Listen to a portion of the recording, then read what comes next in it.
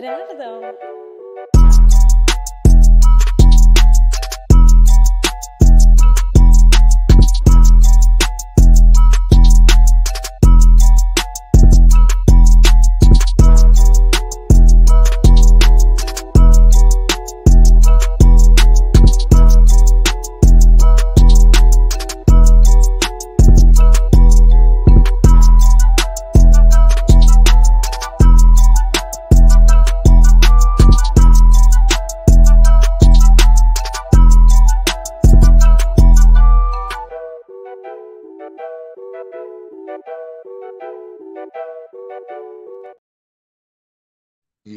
Yo, what's up, everybody? Your boy CT and Amicus are here.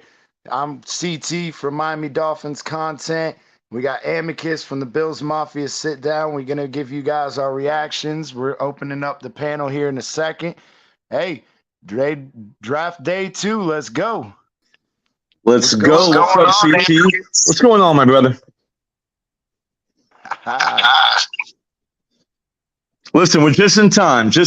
I know the Dolphins already made their pick. I'm sure you're about to talk about that. We got the Buffalo Bills 3 spots away from their second-round pick. Let's go. Day 2 of the draft. Let's go.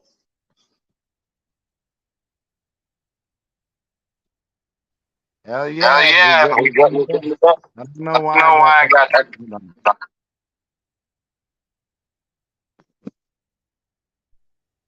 Hey, let me hop out.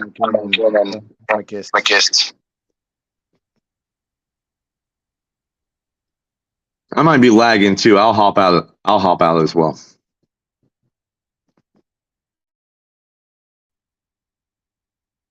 All right, they're there. Yeah, can you hear me better now, or was that me breaking up? Should I hop out?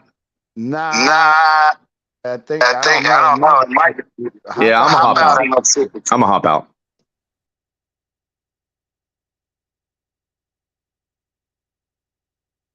But as he said again, we got Cam Smith, Dolphins fans, and I know a lot of you guys are upset. I know a lot of you guys are a little frustrated with it, and I get it. I understand it. But in all reality, we all know that Ramsey and Jalen Ramsey and Xavier Howard aren't going to be here forever. The guy was rated as a number 1 guy. Man, you got to be excited for it, though. I mean, imagine even if we get Xavier Howard another year or 2 out of him, and Ramsey, we get our 2 or 3 years out of him.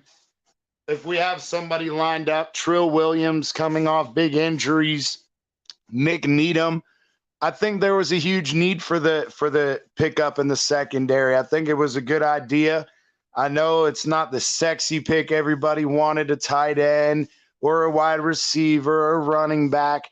And in reality, I think it's the smarter play. I think it's a better long-term play.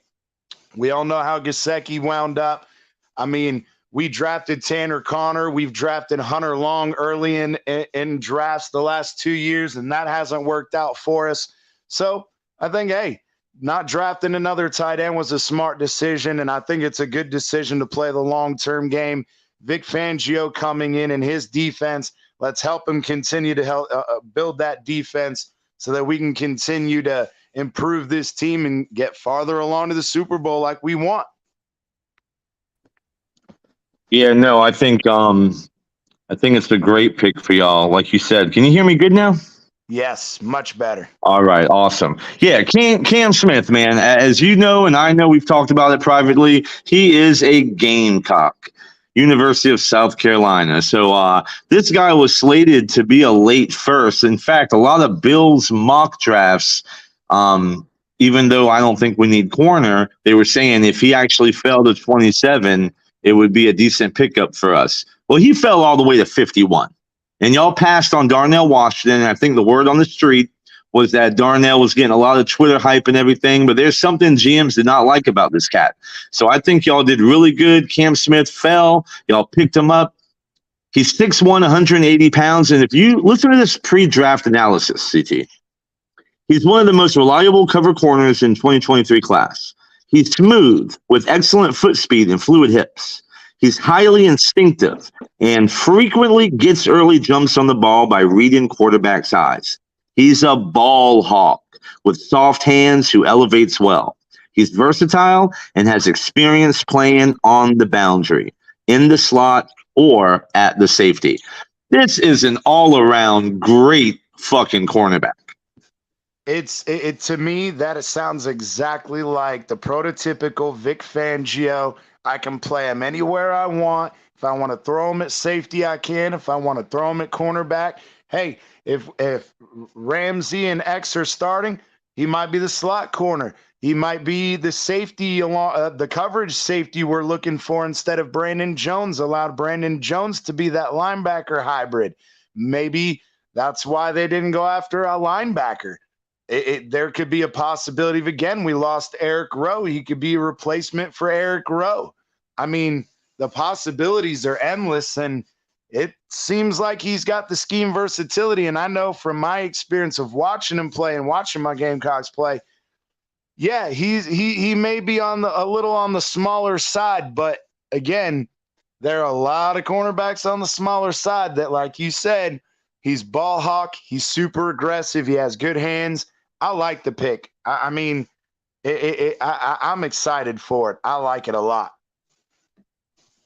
Yeah, no, I agree. And maybe there's a little bias there because he's a Gamecock, but real quick, the Cowboys pick is in, and then up next is my Buffalo Bills. So if you don't mind, just because we're up next to pick, I want to transition really quick on some thoughts for Buffalo at 59. Go for it. One, I like the fact that we didn't have to move up. Bro, Jalen Hyatt and Josh Downs are still on the board. Linebacker, we lost Tremaine Edmonds. Trenton Simpson and Drew Sanders are still on the board. If they decide to go one of those two linebackers or one of those two wide receivers, I will not be upset. We got Kincaid, the best tight end in the draft, with the first pick. We can double down on offense right now and have every single fucking weapon anybody could ask for Josh Allen. So I'm excited, man. I think it has to be one of those four guys right now with this pick. Honestly, it wouldn't surprise me if the Bills trade back a couple of spots right now to get that extra pick they gave up last night.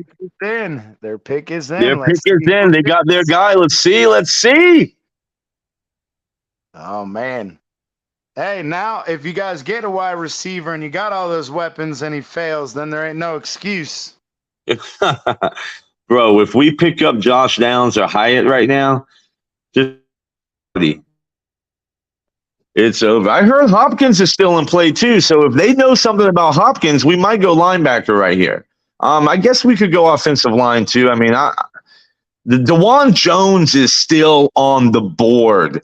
Offensive tackle, Ohio State, DeJuan Jones. That is shocking. Yeah, so I would be okay with any of those 5 or 6 picks. Okay. And we'll see which direction they go. Yeah, ESPN, you suck. You take forever to update. Mm-hmm. But yeah, man, I'm excited. Like I said, I think if you guys get another weapon, us picking up a cornerback makes a lot more sense now, and maybe it starts to change some of these guys' mind of knowing, all right, well, the Bills got another weapon. It's a good thing we got another cornerback. No, that's a good point. A lot of times in drafts, you'll see teams, that their heads on a swivel. They could switch things up and move their board around on the spot based on what another divisional rival did 24 hours ago, Oh, yeah. And shit, in this case, maybe not even 24 hours, but 8 picks before. Exactly. Dang. So the pick is in. Let me see if I can get see if they're leaking anything yet. I don't see anything yet. Yeah, on that Bleacher Report. But yeah, I mean, now even Schoonmaker for Dallas is a good pick too, and now you're gonna throw in the Bills, depending on what you guys do. since he's up next, if you guys don't, whoever you don't pick, imagine if the freaking Bengals choose another wide receiver. Oh my God.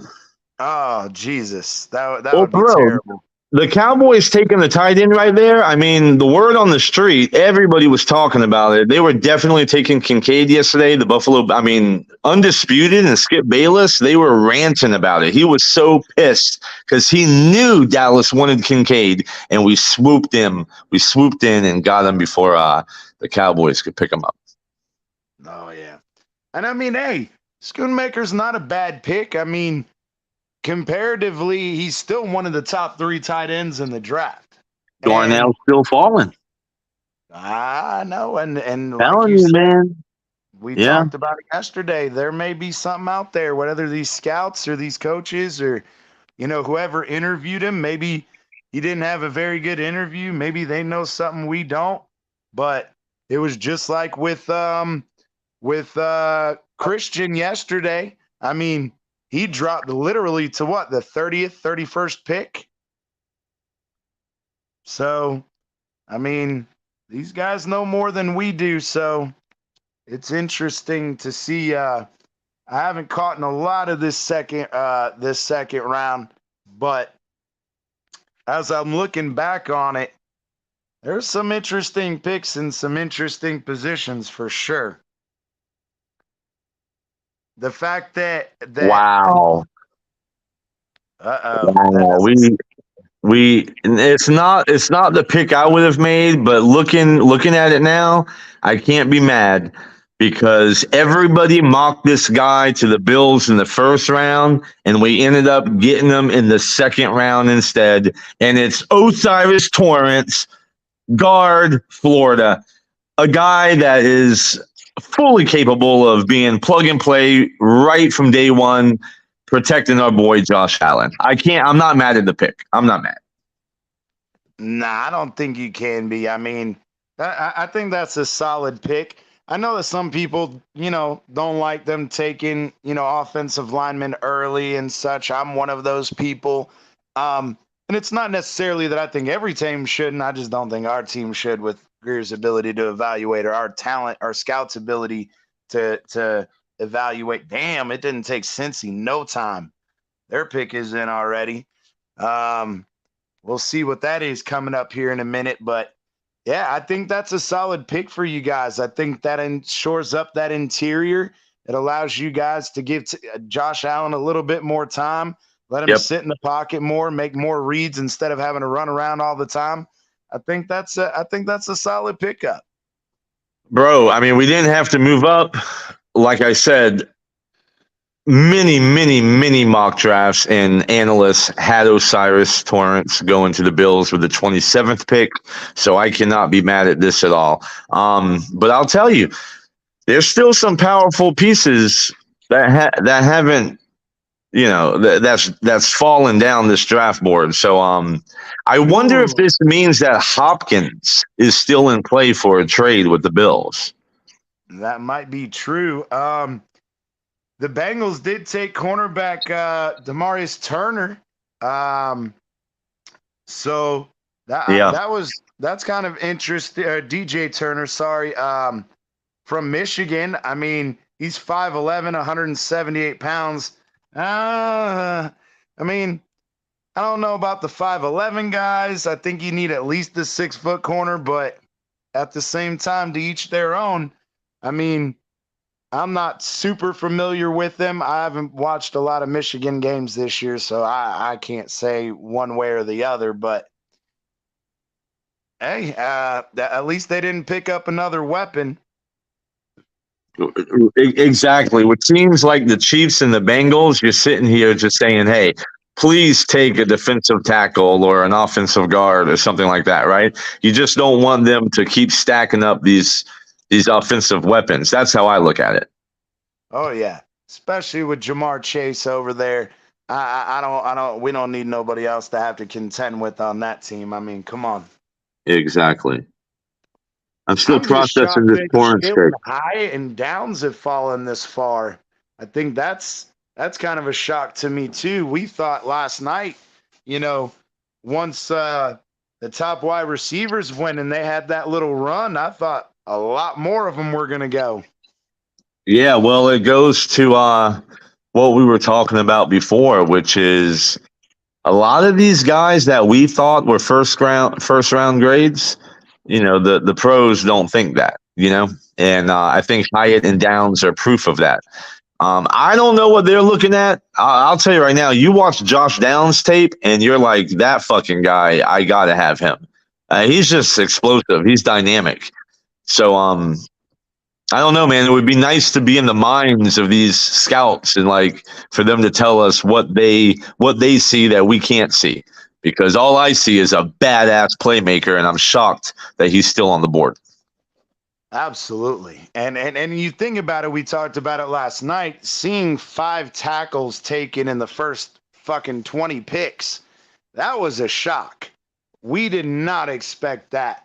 And right. I mean, we expected them to trade up and the quarterbacks to go pretty quickly, seeing as, how much of a disparity there is between those top tier guys and those lower tier guys. But seeing a lot of these, top tier, like we said, top ranked first round graded players in there, they're falling pretty far. And for Tennessee, was it Tennessee that moved up to get Will Levis?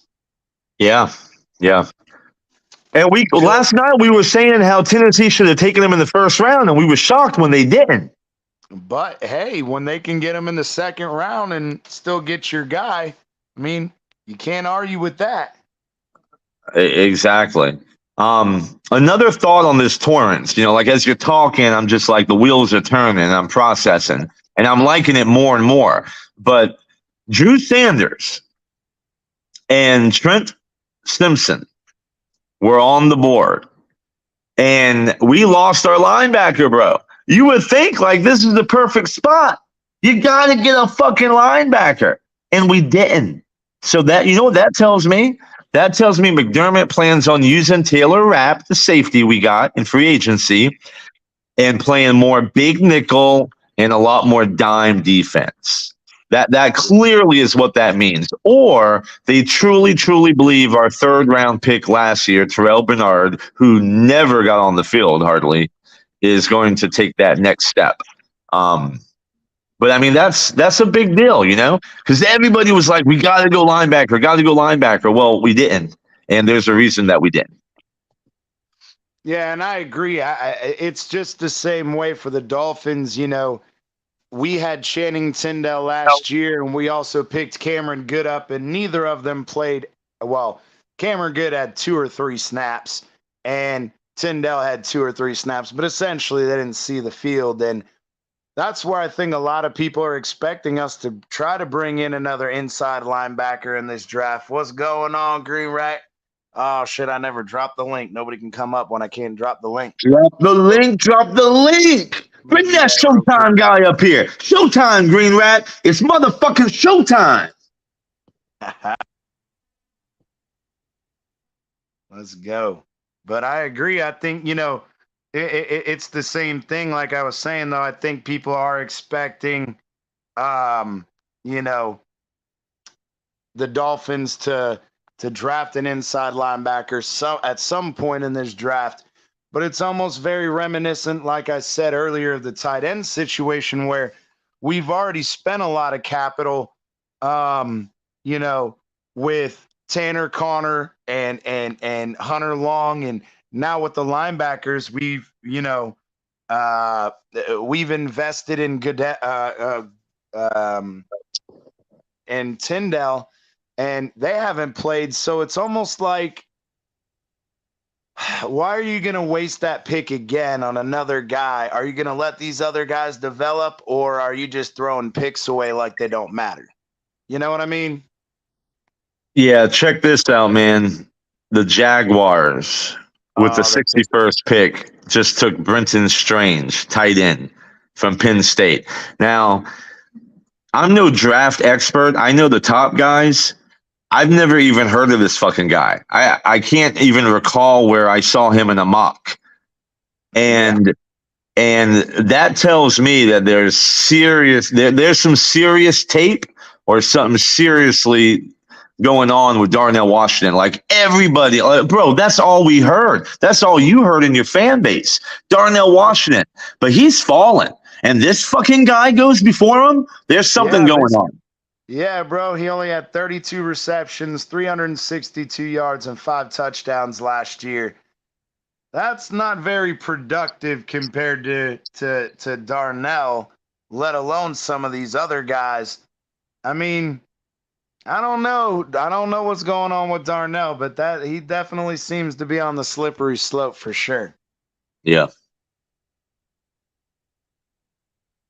And so, like we said before, yeah, I'll send it to you, Green Rat. Yeah, I was just about to mention. It didn't come up. I put it on YouTube. Not sure why it didn't come on. That sucks. Maybe I'll get Green Rat to do it. My goodness, is it possible that one of my top 5 that I want to be a Bill falls to 91? I mean, I'm just seeing these names drop, man. I'm like, man, the draft is really an anomaly. It is. There is no simple science to it. It's one of the most fascinating things that we ever experience as sports fans, because it's something that we can guess at for months and months and then be completely shocked on the day of. You know what I mean? Yes, sir. Oh, look at Showtime, Green Rat. Let's go. Showtime. Hey, Green Rat, did you get my other text about dropping it on YouTube? Hold on. What'd you say? I was saying, I texted you. Can you try to drop it on YouTube? I don't know why. I sent it on there twice and it's still not popping up, and I don't know why. All right, I'll see. Throw me in the back for a second. That way it doesn't do the YouTube audio crap. Yeah, shouldn't I have the name Showtime since I'm like the styling, profiling, dealing and wheeling amicus? Come on, man. Oh, come on. Now you're trying to be Ric Flair. Stop it. I mean, choose. Are you trying to be the Lakers, Showtime Lakers, or are you trying to be Ric Flair? Which one? Maybe all of the above, CT. Consider it. Oh, well, I wouldn't want to be Ric Flair if I were you. So, oh, look at that. Big Philly says, yeah. Darnell sliding due to a medical concern. I did hear some rumbling about the foot. But we haven't heard anything concrete about what type of foot injury he has. So that may be interesting. That may be part of it. But I'd really like to see the Broncos traded up. Marvin Mims, wide receiver, Oklahoma. Over Josh Downs and Wyatt still. Wow. Okay. Yeah, Marvin Mims got a lot of play. He was one of those under the radar, like the football analysts know about him, right? And Jonathan Mingo was another one, and Mingo went a lot earlier in the second round. So there were some sleepers out there that the casual fans, or I shouldn't say casual, that's insulting, but a lot of the fan base didn't really know about. That a lot of GMs really, by dissecting their tape, these guys are special players. And Mims, to me, and Mingo fall into that category. Yeah.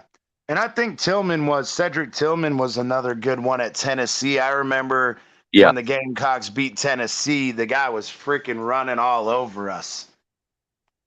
Yeah. Where the hell Green Rat is. Todd, I tried throwing it in the link. I'm gonna text it to you, Todd. Try to throw it in the YouTube for me before you hop on. Throw it over. So Big Philly privately was excited about Darnell Washington. I tried to tell the cat. I tried to tell him, say, look, man, I think he's gonna slip, and I don't know if he really was hearing that. But now that he slipped, now it looks like Big Philly went medical digging and found the true source of the issue, and that could very well be it. Now, I know when I talked to Todd brought it up too, and I know I heard it a few times in on shows, not YouTube, but ESPN and all that, talking about it. that he did have some foot issues, but nobody was really concerned about it. Well, obviously they became pretty darn concerned since the combine and their medical checks at the combine, because yeah, he's still not there. So yeah. hey Todd, what's going on, Todd? Did you get a chance to throw that in the No, it wouldn't let me. Damn, I don't know why it wasn't letting me either, and I don't know, apparently it's not letting Green Rat either. That's weird. I mean, Big Philly, he could drop the link easily. Hey, I went to YouTube to drop it too, but I don't. When I did it, it just gave you that whiteout where it didn't actually send it, which was weird.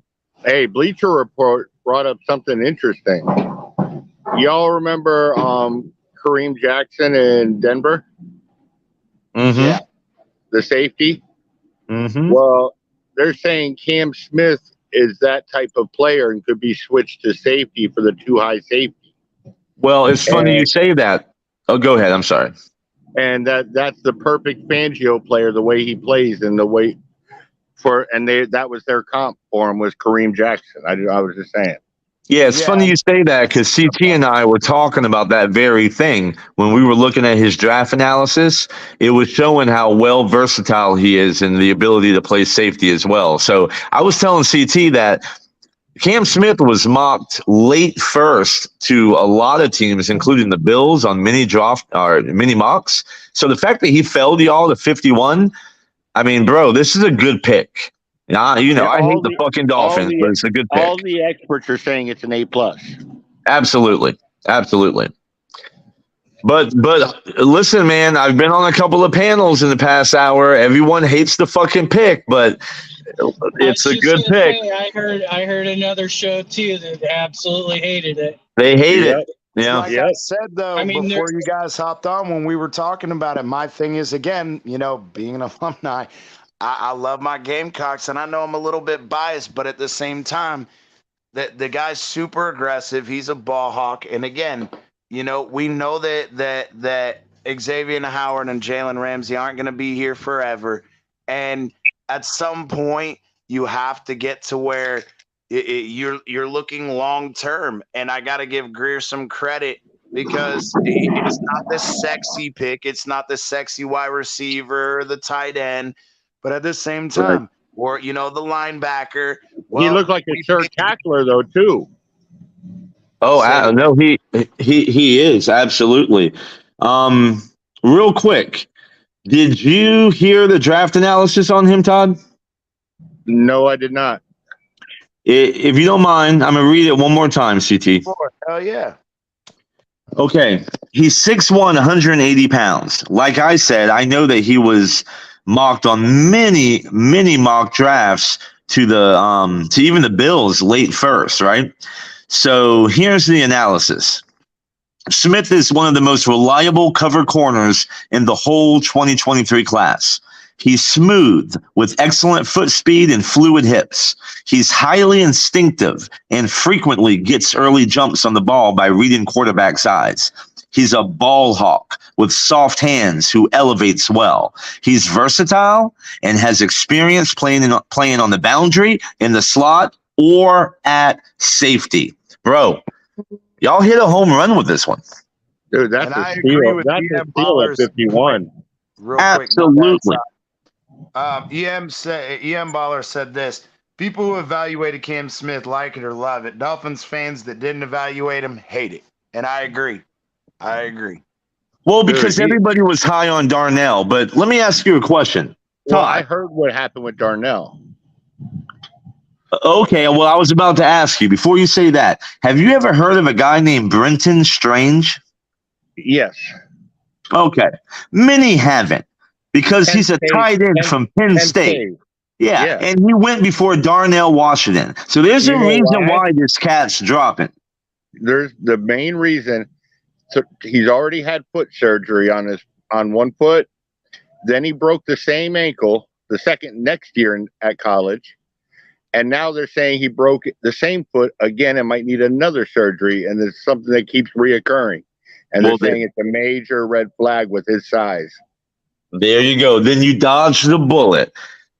So everybody hating on Greer might want to take a step back, relax, and say, hey. They said a bunch of teams took him off their draft board completely because of the injury. Oh, there you go. It's a major red flag, they said, a major injury. Anyhow, Cam Smith is a hell of a cornerback. I can't believe he fell to 51, and y'all didn't have to move at all, and you got a fucking stud on the defense. Dude, every Dolphins fan should be ecstatic right now. I was looking at his tape. He does have a lot of penalty flags. I did notice that. But that's because of his aggression. He's a ball hawk. He's aggressive. The man gets his hands on it, and he's going up against guys way taller than him, and he's tackling them like he's their size. It's like no big deal. Yeah. Well, his arms are not the longest. I think it's like 31, 32 inches. Yeah. But he's aggressive. He's aggressive, so he's going to get some of those penalties. But he's gonna get you extra possessions as well. So it's like with Josh Allen, you take the good with the bad, you know. And I will say this right now, by what I saw and what I've heard, it's a straight up Fangio pick. Fangio wanted him. Fangio got him. Oh, there you go. It's a great pick. Great pick. Give it a couple of days. Dolphin fans will like it. They're just so, you know how this draft shit works, man. You get hyped up on your guy, and then it doesn't happen, and the world's crashing. I have a feeling I know what tight end we're getting. I have a feeling we had a meeting with the guy from Oklahoma. And this man, all right, he's the college version of Travis Kelce. He just gets open. And he can block. The college version of Travis Kelce went to the Bills with the 25th pick. No. He's a lot faster than Travis. He's more of a downfield than Travis. What I'm trying to say is this guy is the one that no matter what gets open, gets double covered, gets open. He's very, he's only 6'4", 245, but he went to Oklahoma. He led the Oklahoma Sooners. They're a passing offense, right? He led them in touchdowns as a tight end with their receivers. Yeah. His size at 245 is the holdup, and they say he could be a 6th or 7th round pick, and he met with the Dolphins twice. Hey, real quick, the Eagles have back-to-back picks coming up. Let me just throw something out there. Yeah, absolutely. But check this out. They are already fucking stacked. And no matter who they pick, we're going to be like, oh my God, the rich just got richer. But listen to this. Drew Sanders, linebacker, is still on the board. Okay? Trent Simpson, linebacker, still on the board.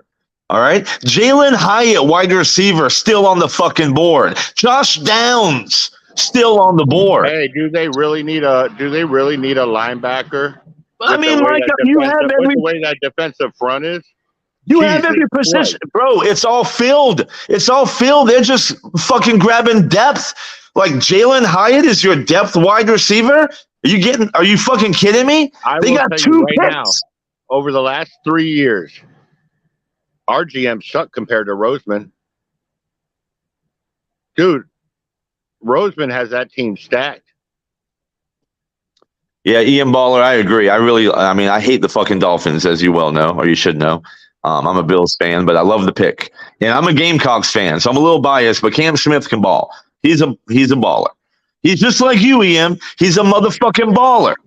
He runs a 4.43. Mm-hmm.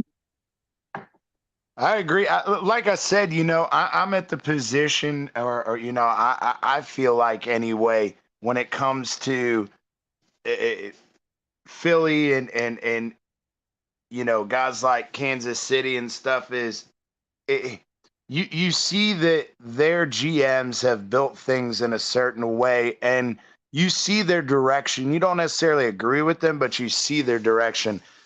That's where I think we get frustrated with Greer is we don't see his direction.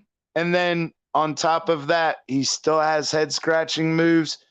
But I think that, again, bringing in Vic Fangio, he wanted his guy. I think he got his guy.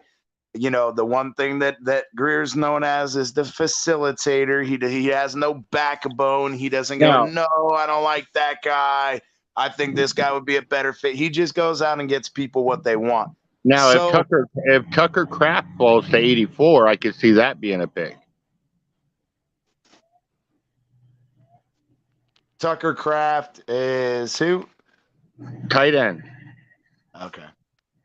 He's going to be a good tight end. I'm telling you, he can block. He's tall. He's like 6'8". He's a big boy, and he can block and he can do a lot. But I think if he falls, that's who I think they would grab. But if they don't get him, because I don't think he'll fall that far, I'm hoping. Wishful thinking. If he doesn't, I have a feeling we're going to get the guy from Oklahoma in the 6th round.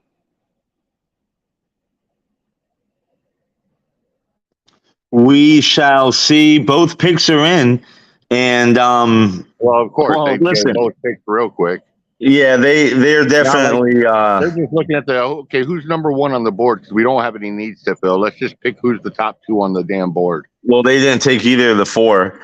They took Tyler Steen, guard, and they took Sidney Brown, safety. Sidney Brown's out of Illinois.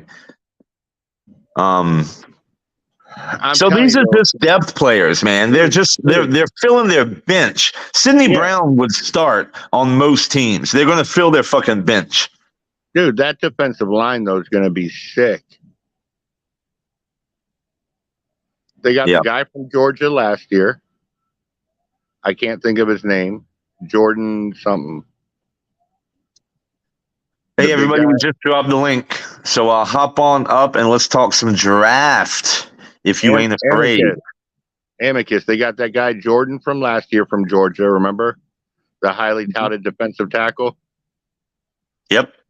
They got the guy from Georgia this year. They got Fletcher Cox. Yep. Dude. They got Nolan Smith and Jordan Davis.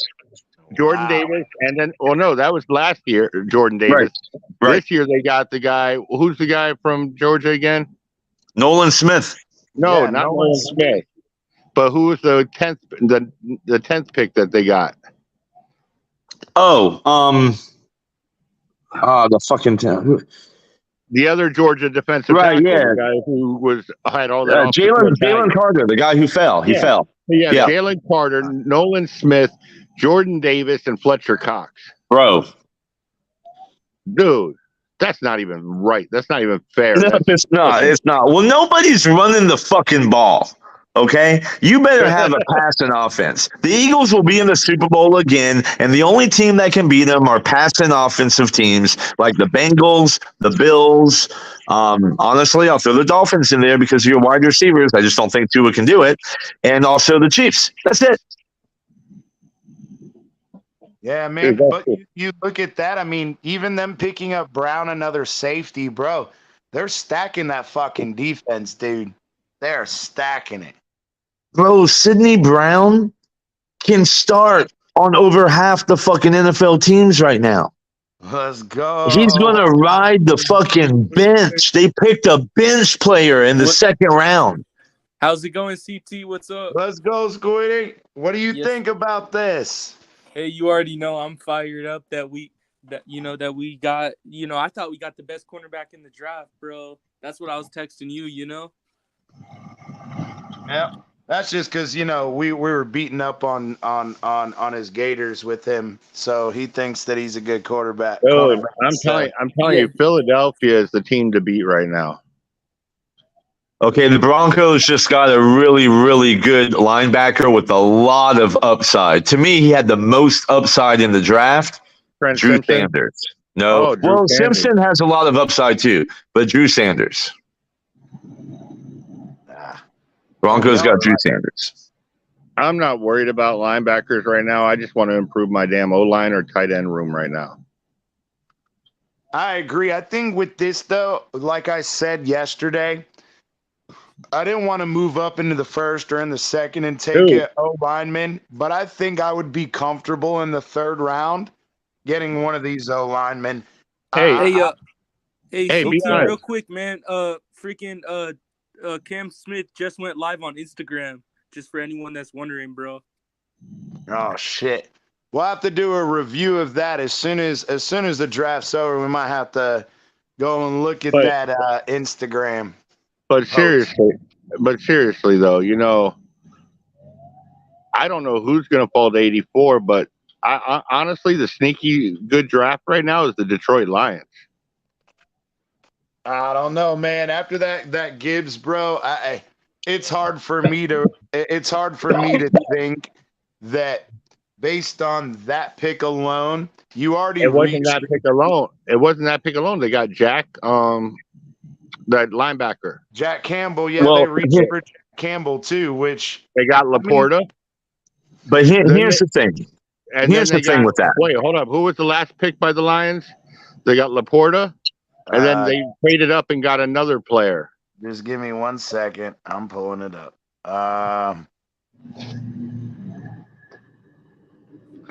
They had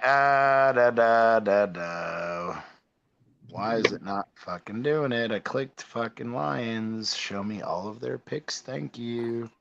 Hey, I mean, I saw Cam Smith block a field goal versus the Gators, bro. I mean, this guy could do it all, man. Hey, I'll Hey, take Todd. it. While he's looking up who the Lions have, let me explain something. I personally believe Jahmyr Gibbs and Jack Campbell were way, bad reaches, right? But I heard something today on some live telecast, and it made sense. It really resonated with me. They said, and this was from a draft analyst, right? They said, you know what? It may have been reaches, but at the end of the day, forget where the value was, where you picked them, what round, and all that bullshit. Throw all that away and just look at it this way. You got Jack Campbell. You got Jahmyr Gibbs. Right? Well, they got Laporta, and then they got the safety from Alabama, Brian Branch. That's right. Branch. Right. So, Jack Campbell is plug and play right now. He's fucking solid. Anybody would love to have Jack Campbell on their team. And the same with Jahmyr Gibbs. See, people are they're talking about the reach and the value. Fair enough. But fuck all that shit. You got Jahmyr Gibbs. He's a beast of a running back. And he's on your team. So that's how the Lions are looking at it. And Jack Campbell is the perfect player for the coach. Hard-headed, wants to hit, wants to be physical, and he can play in coverage. And then you go ahead and get Laporta to replace Hawkinson. Laporta, I think, is better than what Hawkinson was when they traded him last year to Minnesota. And then you turn around and you grab Branch, who was projected to be a first-round safety. Yeah, bro, it's just the whole value thing. I mean, it's fun at first, and you got to have a formula to draft from, and it's a good formula. But when the rubber meets the road, it doesn't make a fuck. Some moron mentioned earlier that, hey, not on this channel, but somewhere, hey, you took a tight end in the first round in Kincaid. Kelsey was a third-round pick. I mean, who gives a fuck? You think anybody thought Kelsey would be Kelsey from the third round? Listen, you know I hate Buffalo, right? You know I do. I'm the same as you with the Dolphins. But Kincaid's gonna be a scary weapon downfield. Absolutely. Pair him with fucking Dawson Knox, bro. We struggled to keep Dawson Knox in check last year. Now, granted, though, we have to at least take into account Needham was out. We lost Needham and we lost Brandon Jones, which both of them played Knox well last year. Here's the thing: you put Kincaid and Knox together. Fuck, even with Needham coming back, Brandon Jones coming back, that's still going to be a fucking tough ass. You put Dawson Knox. Dawson Knox is a good player. Kincaid's another level when it comes to receiving. All right, breaking news. The Detroit Lions took Hendon Hooker. Wow. Ooh. That's still another good pick to put behind golf. Oh, yeah. Bro, we talked about this last night, bro. You got to give Dan Campbell his credit. You know, people were down on him. Oh, when he came out from the Dolphins and then he went to the Saints and he was an assistant coach at the Saints. Bro, dude, I like Campbell. I like Campbell. Though. He's built that team from the ground up. I like Dan Campbell, though. I liked him when he was with Miami as the interim coach. I did too. But I was saying, people were saying that Dan Campbell wasn't ready. Well, what? It took him 2 years of being an assistant coach with the Saints. He gets his head coaching fucking opportunity, and dude's ran with it. Dude, golf was I have a prediction. Prediction time. Everybody's big on the Eagles and the 49ers. Now, listen, there is a chance that Brock Purdy was simply a glitch in the Matrix, and he comes back to Earth. We have seen it before. If that is the case, look out for the Eagles and the Lions in the NFC Championship game. The Lions win the division right now, I think, flat out. Absolutely. They're division winners. So they're going to get – dude, Minnesota's not going to be able to challenge the Lions if they get – man, Minnesota has Cousins who cracks under pressure his whole career. Yeah. This is going to be a fun season, man. I'm fucking stoked. And you get to teach Hooker under golf for a couple years and then let Hooker take over? Yeah. Yeah. The question is now Houston's on the clock. We've seen their picks where in the hell are they going to end up? I mean, they went up, they traded up, they had the 2 and the 3 spot back to back. This is their first pick since then. What are they going to do? Do the Lions make a move and trade back up? I'll try and get back on it a little bit. I think the person's here to get me a car. All right. We'll hit you up. Do the Lions make a move, trade back up, and go and grab Jalen Hyatt for their boy Hooker? I don't know if they're going to move back. No, you're not going to trade up for. They would have to give up a lot, and that's not going to happen for Hyatt. Well, I mean, not necessarily. I mean, him and Downs have fallen this far. You know, if they fall another 8-10 spots, moving up into the middle of the 3rd round, it really isn't going to be all that much. No, that's a good point. It's not like take a 5th or a 6th, you know? Or isn't that crazy how you can move up 20, 25 spots in the 3rd and 4th round, right? For just that. But 2 spots in the 1st round will cost you a fucking 4th. Let's go. Yeah, what's going on? How's it going, guys? Guys, how are y'all? Doing good. Pretty good. How about you guys? Good. What are you guys thinking? What are you guys thinking about this draft day 2? I Not think it's going to bad. suck. What's up, fellas? Not much. I got my money on the Pats, and this year I think I'm going to stop because they suck. Uh-oh. And Nathaniel Dell to the Texans. Hello. So Nathaniel Dell went before Hyatt and Downs. What's going on here? Something's going on here. Yeah, What? man. None of this shit's making sense, man. Comparatively, all the tapes, the highlights, the drafting, the rankings, this fucking draft is all over the place. Bro, did Josh I know Downs? My team is going to beat all of Miami this year. Who's your team? New York Jets. Okay, we got a Jets fan on the panel. What about you, Sal? Hey, we're all I'm down a with Pats. Okay, we got a Pats fan, a Jets fan. What about my brother with the headset? Dr. Kevin Melvins. I am a Texans fan, sir. Texans. Oh, All okay. right. We were All right. just talking about Houston. You guys were just on the clock. What do you think about their last selection and Dell? Man, I don't know about that one. I don't know about that one. I think he's overhyped. I'm excited though about yesterday with them drafting Stroud and then trading up and getting the dude from Alabama. But I don't know. I'm not too excited about this one. I just think it screams some of the Too top. Yes, they are. Right up top, Amicus. He loves giving Josh Allen reach arounds. I'm sure he'll give you one too, Impregnator. Jesus. Hey, listen, that's typical from a fucking Tua who is pissed off that the best team in the AFC East has the best fucking quarterback in the league, and you have fucking Tua. Hey, I'm just saying, bro. With Kincaid, if you can't get it done with Dawson, They Knox shouldn't and have put Tua Kincaid, out there. I think the fucking people that were put him out there. It's the same thing as RG3, man. They put him out there too early. Tua got fucking hit again. It's fucking retarded. It's all the Jews that run this shit. Wait a second. This guy Amicus said that the best team in the AFC is he said his team, the Bills, the best team in the AFC. How is that possible? Well, if you rewind the tape and listen, I said AFC East. Oh, bro.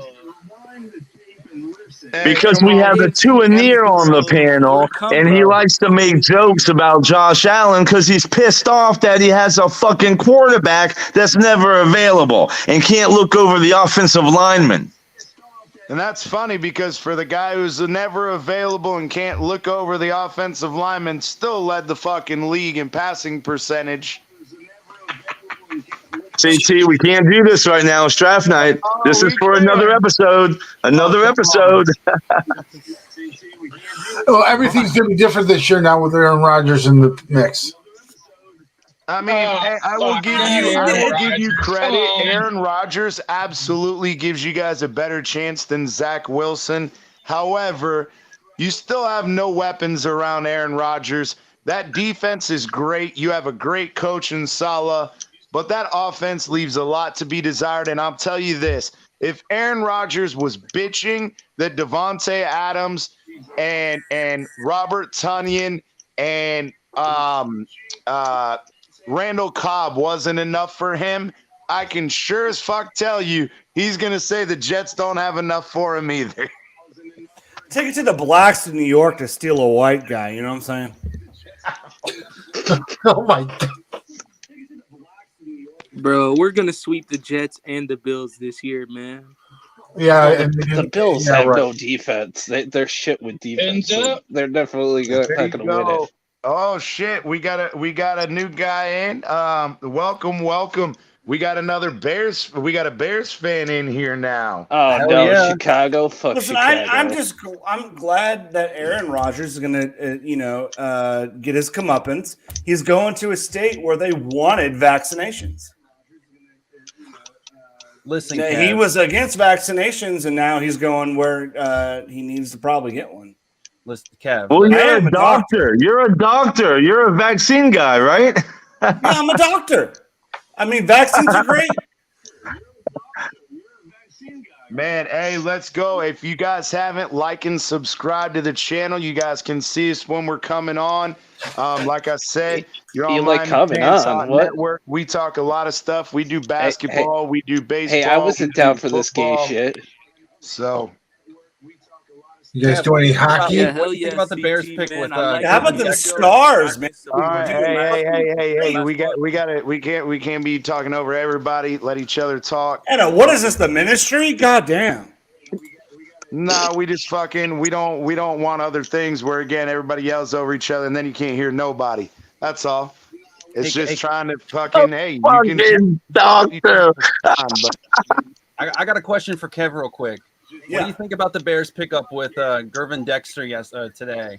I think he's got that quick twitch. I think we're going to be all right. Now the offense is going to. He's bred to have those legs, man. He's got the quick twitch. If they have somebody like New Jersey Jets, they're going to basically fuck. I'm sorry, Lifing, whatever your name is. It's not called the Redskins anymore. It's the Commanders. Hey, it's called I'm the same fucking way. Racist. The same shit it's fucking racist, you Muslim ass slant. Hey, I'm CT. just saying, I do the same shit, man. I still call freaking the LA Chargers San Diego, and I get yelled at all the time for Junior Seau, dude. I love Junior Seau, man. Kev, I got another doctor's question. What do you think about a tranny-only league? That would be awesome. They should do. They should have one. You know why? Because it'll make us money. That's why. I'm Jewish, by the way. Oh, Jesus. We got this fucking Jew over here. All right. Oh, man. Y'all are a trip. But now, like I said, we're coming up now. Coming up. No. Right now. So, using the clock. Arizona is on the clock right now.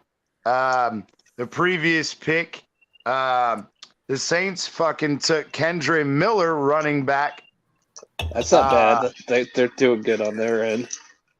So, yep. And I think that's a solid pick for them. And like I said, I mean, what is the percentage of gays in the NFL, do you think? I don't know, man, but we're not gonna keep talking about that, man. Hey, if that's your platform, bro, go somewhere else with that. Look, man, we're not trying to. Gay. All right, hey, I fucking apologize. 1488, fuck the niggers. Oh Jesus! There you go. They're a bunch of trolls, man. But I fucking love trolls because ignorance is fucking fun to talk shit about. Let's go. Who wants to troll? Who wants some motherfucking troll? Just so we could get back on subject here. Come on. Who the fuck wants to fucking troll? Chill. Bunch of bitch ass motherfuckers. Chill, man. Chill. About Richardson going fourth overall. We're listening about football. You're going off the wall here.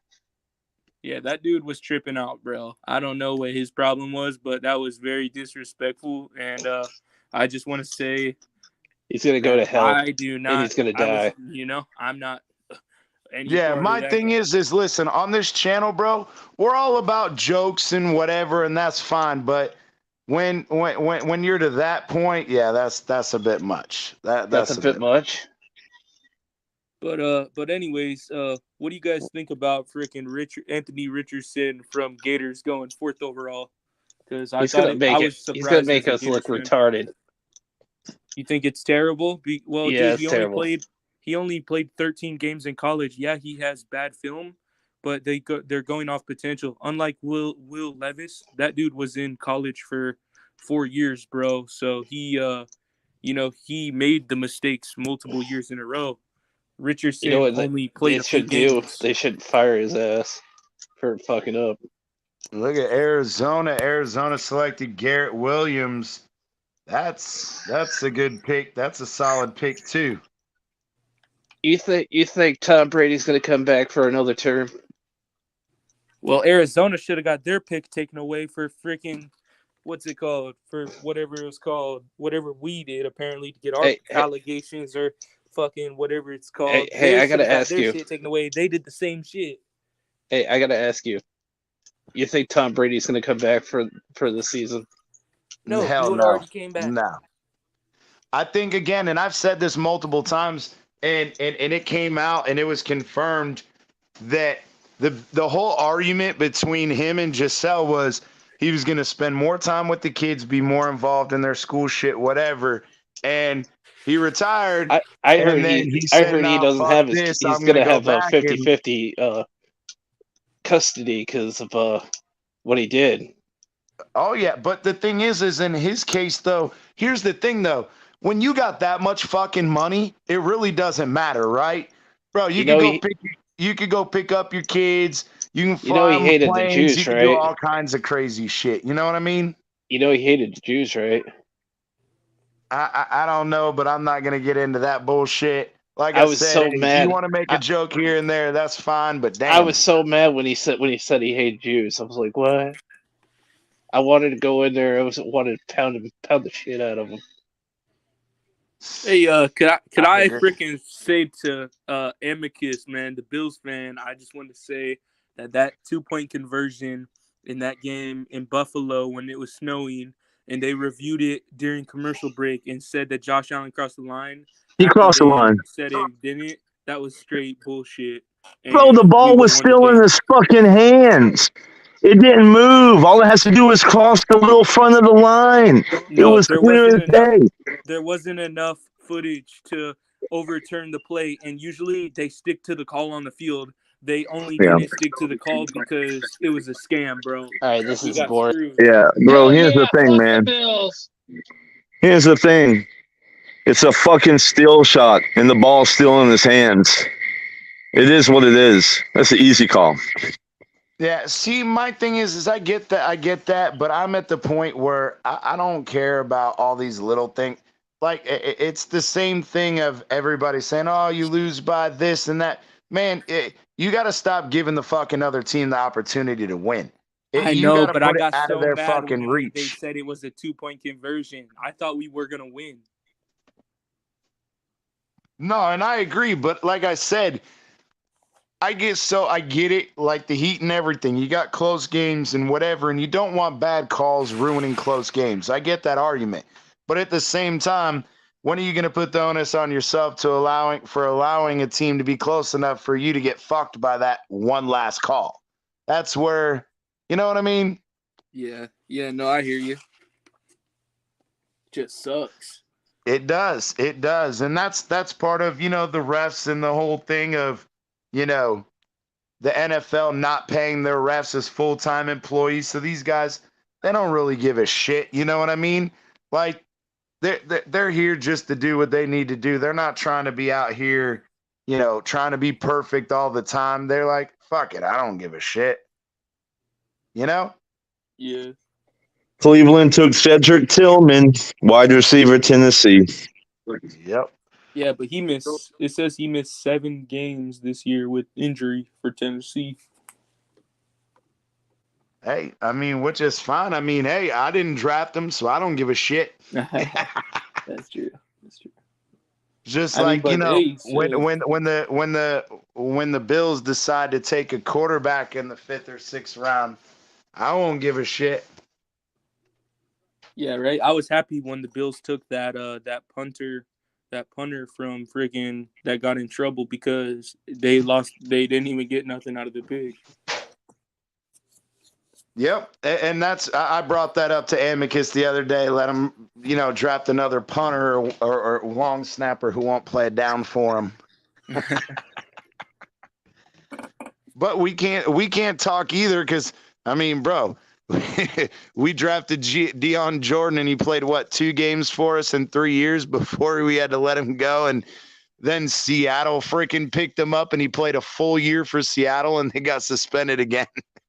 And we traded up to get him. Exactly. We traded from 7 all the way to number 2 just for him to do nothing. So, and I mean, it's the same thing that I brought up earlier, Colin, was, everybody was upset about the Cam Smith pick. And I'm like, bro, what, did you want to pick another tight end like Tanner Connor or Hunter Long for them to fall flat on their face and not do shit? Are you going to pick another linebacker like Cameron Good or Channing Tindall, who couldn't even get on the field? Yeah, it's like, come on, man. Like, why are you guys bitching? And I'm the same thing, in that second round, there's no way I want fucking Greer taking an offensive lineman. None. Yeah, now, same. Coming up in the 3rd round, okay, if there's still a stud guy out here, which again, I'm looking now, there's still a couple guards. There's still a couple centers out here that are pretty highly rated. I mean, I don't go out there. Chandler Zalala from North Carolina State. You got 2 tackles and Blake Freeland and Wanya Morris from BYU in Oklahoma. There's still some good offensive linemen out there. I mean, I wouldn't be opposed to it. I just didn't feel like a 2nd round pick after watching Austin Jackson flop, Eichenberg flop. Solomon Kinley flop. Like, Greer just needs to stop fucking drafting O-linemen because he can't do it. But you got to take a shot at some point, right? Yeah, man. Yeah, what do you think, CT, about all these SEC guys going, bro? Makes us happy as Rick and SEC fans of teams that are in the SEC. That shit makes me, every year, all these SEC guys. It's always more SEC than anything else. I get that, but Colin, we got to hang our heads this year. There were 5 guys from Iowa selected in the 1st round. 5. So really? That doesn't. Yes. Yes. Damn. It was fucking crazy. We were talking about it last night going, holy shit. Where did that come from? Yeah, I didn't know that. Yeah, dude, we were talking about it last night. I was like, that's insane, dude. That is Damn, that's absolutely crazy. insane. That's crazy. I lost power last night and freaking and my phone. Well, through the night, about an hour after we lost power, my phone used up all the data, so it slowed way down. So I had no power, and my phone wasn't. Once you use all your data, that shit doesn't work. Oh yeah, they throttle your ass. Hell yeah. But I'm power's back on now and shit. But yeah, now he said now I can hook up to the Wi-Fi. I don't need that bullshit. Yeah, for real. Atlanta's pick is in. Let's see what Atlanta picks. Oh man, I'm happy listening to y'all because all the other shows are way ahead, man. They're hearing the picks 3 minutes before I'm hearing it, but you're saying the pick is in right when I see the pick is in. Yeah, and that's part of it too. Like, we have the ability with Bleacher Report and everything to leak it out early, but in reality, it takes the time away from being able to talk about the subjects we want to talk about as well as the picks. You know what I mean? Yeah, hell yeah. So the Giants took Jalen Hyatt a couple of picks ago. So there's Hyatt. He's gone. But Josh Downs is still on the board. Zach Harrison. Zach Harrison. Damn, from Ohio State.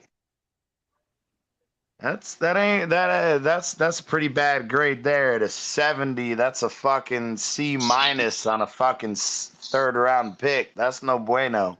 But 6'5", that's a big guy. That's a big dude right there. 6'5", bro. Oh yeah. But if you look at again and you can go back, I can go back in here. He only had 22 tackles and 3.5 sacks this year with no interceptions. Obviously, as a DN, you're not really going to get those, but 3.5 sacks and 22 tackles at Ohio State, that's not very productive. Well, that's what I very like, I hear you on that. But what I like about teams getting the DNs and stuff in the draft is that DNs are a spot that these guys usually that come out of the draft on a high round are like DNs are kind of one of the easier spots to find. Unlike freaking getting a quarterback and shit like that, like you'll see so many DNs that went on to be great, Yeah, I agree. I do agree with that, but it's also because it's a premier position. When you get into that first and second round, and you're getting those knockdown, drag out guys, are going to be super successful versus you're taking a risk on a second, third tier guy. When there's still guys like Hyatt down, well, now Hyatt was gone, but Downs and bro, there's a lot of other great talent out there that, it's how many of these guys are reaching, you know what I mean? Yeah, no, I hear you, bro. And I have to say real quick while the Patriots are on the clock, fuck them. Yes, fuck sir. The Patriots. Yes, fuck sir. The Patriots. No, I mean, you think about it. You got Keely Ringo from Georgia. Bro, he was touted as one of the top 10 fucking cornerbacks. You got Trenton Simpson from Clemson, which I hate Clemson, but he had a pretty good year at inside linebacker. You got DeJuan Jones. DeJuan Jones. Yeah. Bro, there's a lot of fucking good guys left in this draft, and I just look at them going, bro, why are you reaching so far? Like, well, like you said, you got Trenton Simpson that fell. Dion Henley. Dion Henley is a badass linebacker. You mentioned it, DeJuan Jones. I don't know how the fuck he fell, and Josh Downs is still on the board, man. Yeah, for me, it's crazy to think that these motherfuckers just like, I don't know what they're seeing, what they're scouting, but they're all over the place this draft. I mean, the years previous, bro, they changed a spot here, there, whatever, but it went pretty as expected as we expected it. This year, it's all over the fucking place. Well, you're 6 picks away, and Darnell Washington will still be there in the third round. Wait, really? Yeah. Yeah. So, Colin, man, what team? I thought he would have been gone if we didn't get him at At 51, dude. If we don't get him here, like I thought, like that's the name we've been hearing for freaking days. If we don't get, Yeah, like, I don't even but really know much Colin, you about the got to guy. remember I don't he's even been know much having about the guy, ankle CT. But injuries and surgeries. So medically, I think a lot of people aren't set on him, if that makes sense. but why do we have so many? Like, why have so many people been mentioning his name? You know what I mean? Like everyone says, if Darnell Washington is there, you got to take him. Trade up to get him. Get Darnell Washington. Because I think that they're a lot of these guys, especially in the Dolphins community, we're so frustrated with the loss of Gesicki, the misusage of him, Hunter Long not being successful, Tanner Connor not being successful, that we're almost stuck in the we need a tight end. And if he has injury issues, why would you select him that early? Maybe if he falls to the 4th or 5th, okay. But there's still other guys who don't have injury concerns that can provide better. Bro, imagine if we picked the Josh Downs, the fucking pair, instead of, Cedric Wilson and all these other.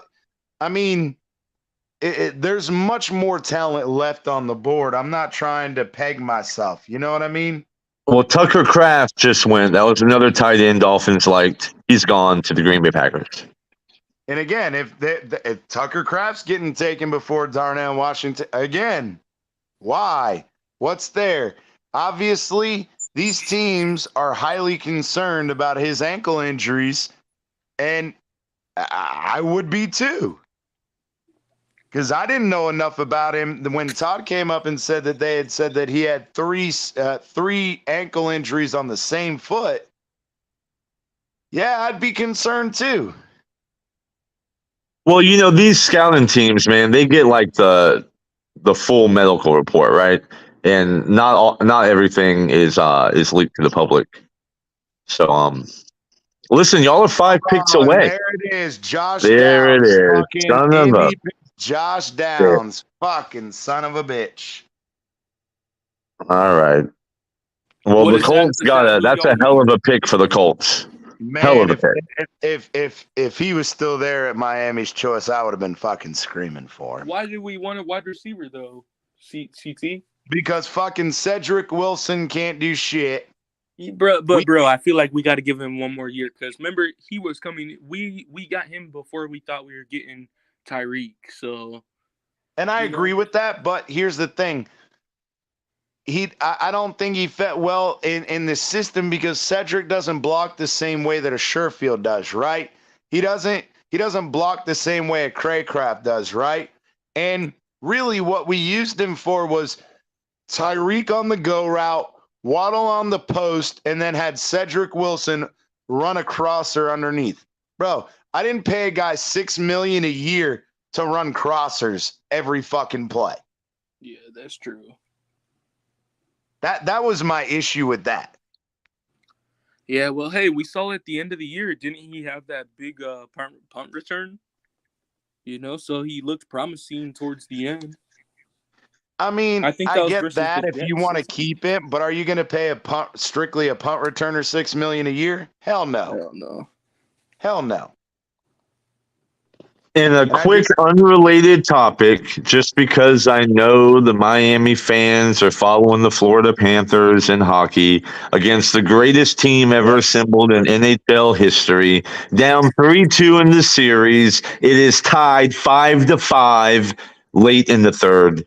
Yeah, it was. You actually have a chance. We were actually winning 3-2 at the end of the second. So that's kind of frustrating. Let's go Panthers. Absolutely good showing again. I mean, hey, all I got to say about that is that, man, those 2 overtime games that the Lightning had and they got screwed, bro, that was some bullshit because that game 5, man, we came back and 4-2 win. Fuck Toronto. We're not letting them get past the first round. We got to come back. We're still down 3-2 in the series, but we're coming. You know what I mean? We're still coming. Lightning doesn't just strike once. That's for sure. I agree. What's up, Lakers all day? What's up, What's CT? going on, brother? Hey, CT, man. You know what I'm saying? I want to talk about the Dolphins pick. You know what I'm saying? I love the pick. You know what I'm saying? People don't like the you know what I'm saying, that Dolphins pick that the cornerback Sam Smith. But I love it, man. I like it because he's physical. You know what I'm saying? You know what I'm saying? Yeah, hell yeah, man. We think he he's plays good the too. ball. He plays the ball. He can play inside and outside. You know what I'm saying? He can take. He can run up and tackle. You feel He me? can even He can play cover. block kicks, bro. Yeah. And that's part of it is I think that again, and we've talked a little bit about it, is his versatility, Vic Fangio, his fit in this defense, the versatility allows us to play, him, Brandon Jones, and Nick Needham with their versatility. Bro, this secondary, especially in the safety group, might look much different than it did last year. He might. Hey, he might take. If Howard get hurt, then that's what he gonna take. He gonna take Howard's spot. Yeah, and I agree, and that's what I was saying earlier too. Is you get to where he's a ball hawk. He's very aggressive. He plays well in press man defense. Yeah, it's something that I brought up. Ramsey and Xavier Howard aren't going to be here forever. And we all know that Howard's been on the fucking down trajectory. Yeah. I think Father Time is starting it with that growing injury, brother. And that's it's a good thing. I mean, low key, I like cornerbacks, you know what I'm saying? But having a quarterback like Sam Smith is physical. You know what I'm saying? Because like low-key, like Jalen Ramsey is physical too. You know what I'm saying? Howard, right? He likes to play. He likes to play cover and back out the wide receiver area. You know what I'm saying? And get burnt in the slot and the in the slants and deep.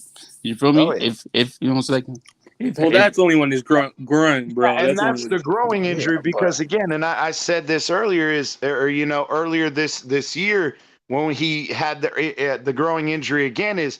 You look at the Baltimore game, his game was always, I'm going to bait the quarterback. I'm going to look like I'm a step slow.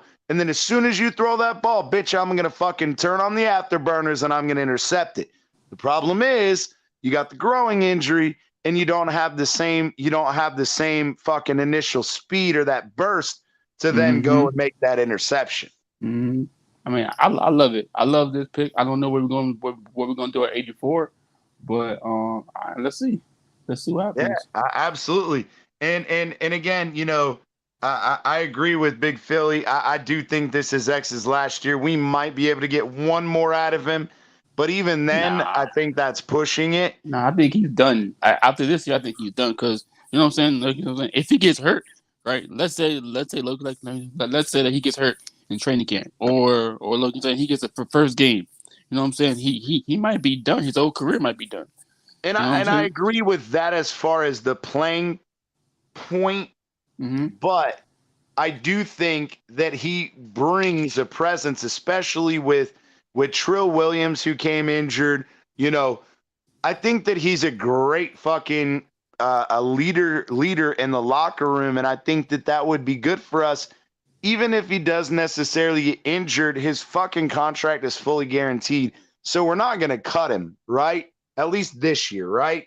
Now, next off season, we may cut him and try to recoup something, right? But the point is you got a veteran guy. He's been at the top of his game. Yes, he's on the decline, but allowing him to fucking help these younger guys. And that's where I'm excited for Trill Williams, because we have a guy like Kader Kohu and Trill Williams. Trill Williams is very much like X as well, just as much as Smith is, where he's a very physical ball hawk.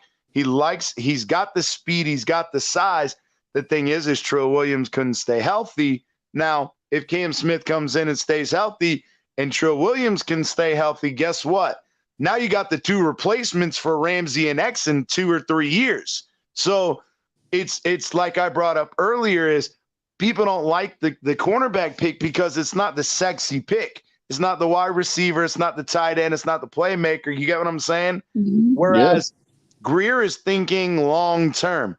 Greer is thinking chess, not checkers. Yeah, and you know what I'm saying. Right now, like I said, like when like something like the AFC East, you know what I'm saying, they have some good wide receivers. I mean good quarterback. You know what I'm saying? So Hey guys, what's up? Sorry, real quick. I had a thought sitting here looking at the board and everything, and the Dolphins are just 4 picks away. Yep. The Bills pick about 1, 2, 3, 4, 5, 6 slots after the Dolphins, so we're about 10 picks away. Bro, we just got Osiris Torrance in the second. DeJuan Jones, tackle, is still on the fucking board. Come on, Bills, move up and get a DeJuan Jones from Ohio State, and then go ahead. Damn, bro, huh?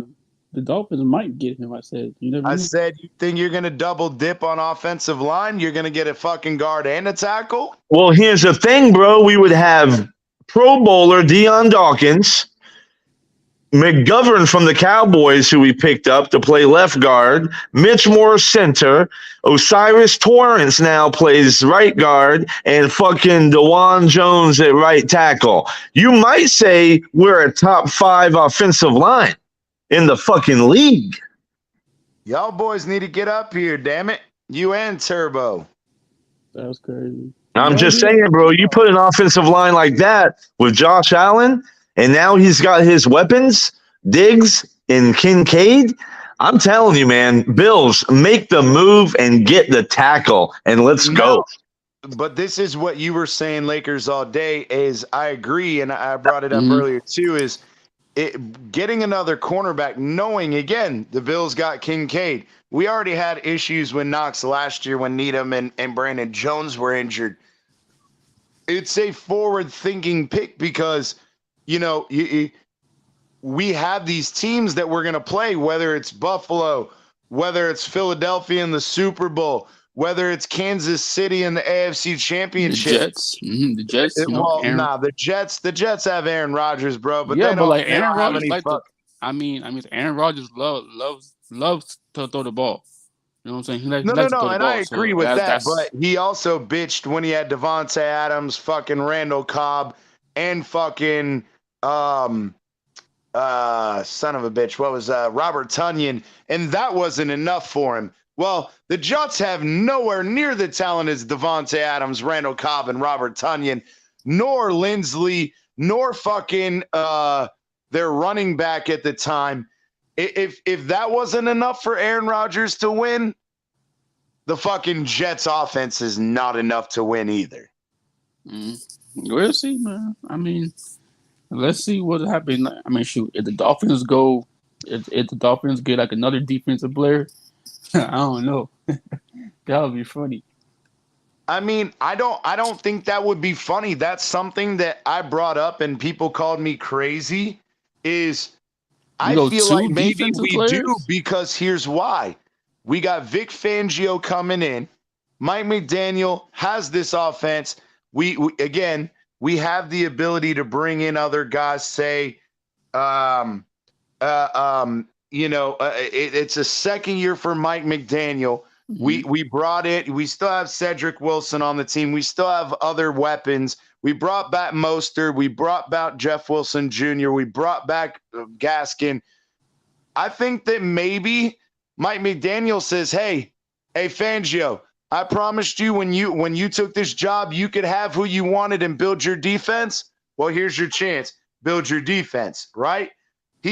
Mike McDaniel's willing to say, hey, I'll run it back with my O. You go get who you need to build that D.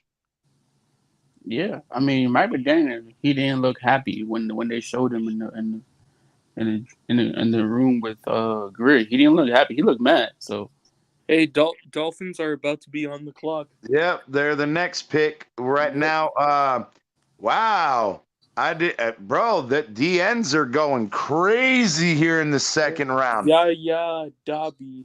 Yeah, Dobby. That's a cool from Louisville. Oh, the Broncos got a pick, y'all. There you go. I mean, the Broncos traded.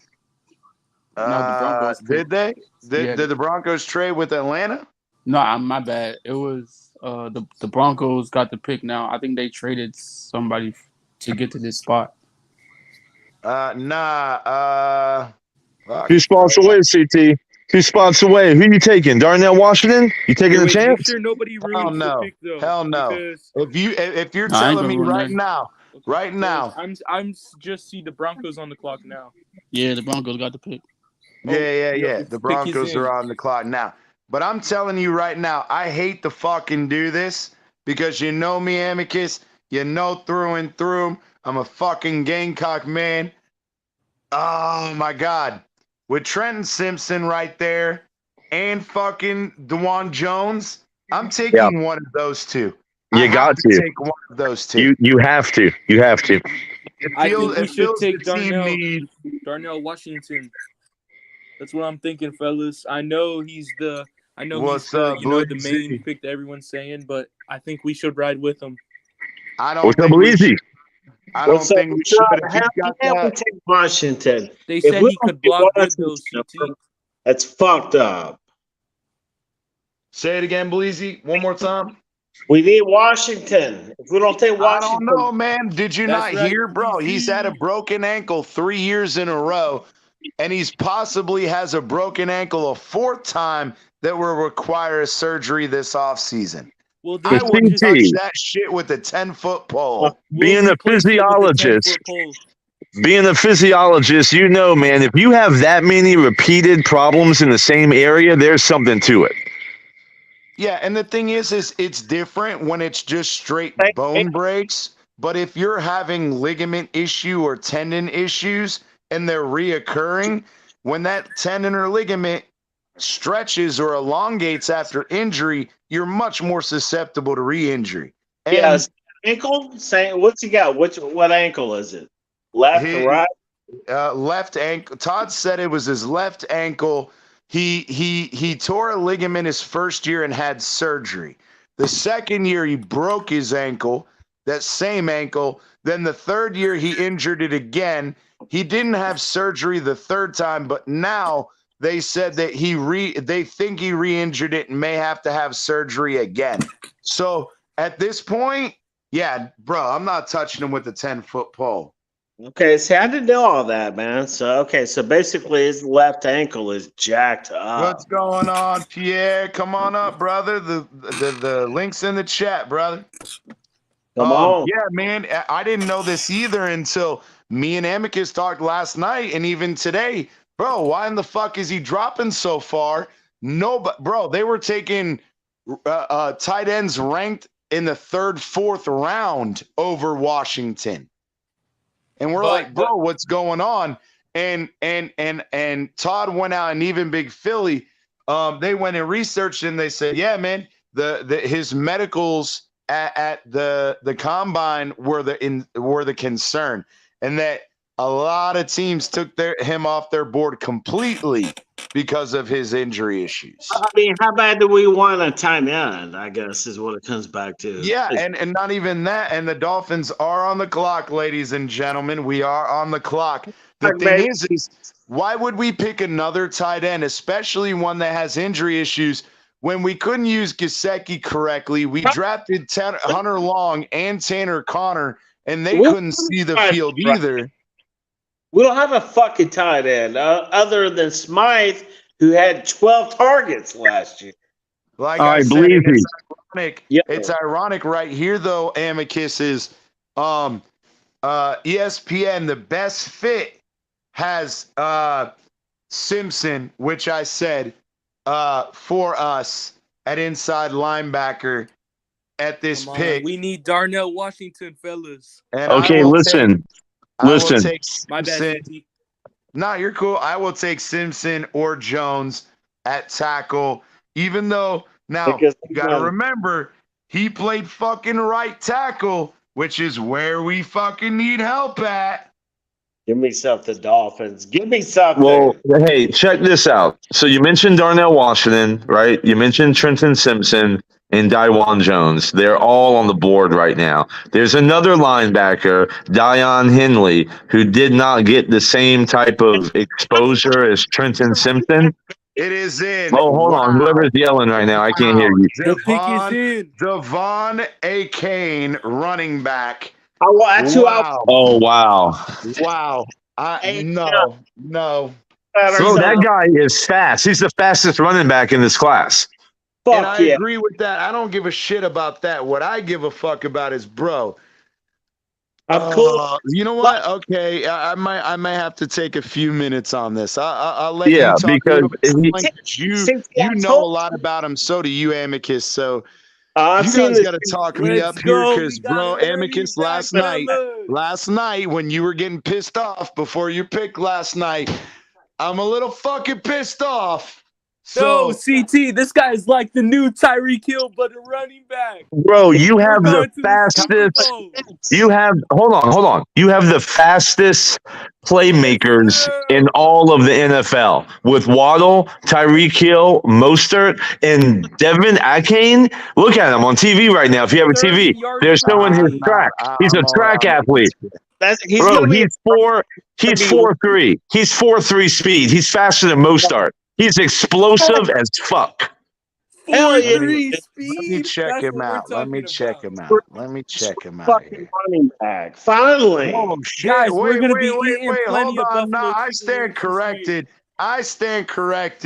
Because if he was at Texas A&M, this year he had 96 attempts, 1,100 yards, and 8 touchdowns. Yeah, never mind. I'm good.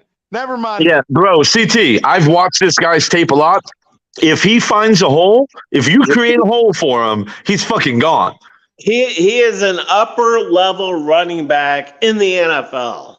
He is. The thing is I don't watch Texas Tech, so I wouldn't fucking know. It's Texas A&M. It's Texas A&M. Texas A&M is the same shit as Texas Tech, bro. Stop it. He was a problem in the SEC. Teams did not want to face him, dude. He balled out, and that's where he got those numbers. He's going to do the same thing in the NFL, dude. We just got a badass fucking running back right there. Yeah, good pick. Hey, real quick. Dion Henley was taken by the Chargers, and that was before Trenton Simpson. That's what I was going to say. Dion Henley is he might be the most explosive linebacker in this class. That's a great pick.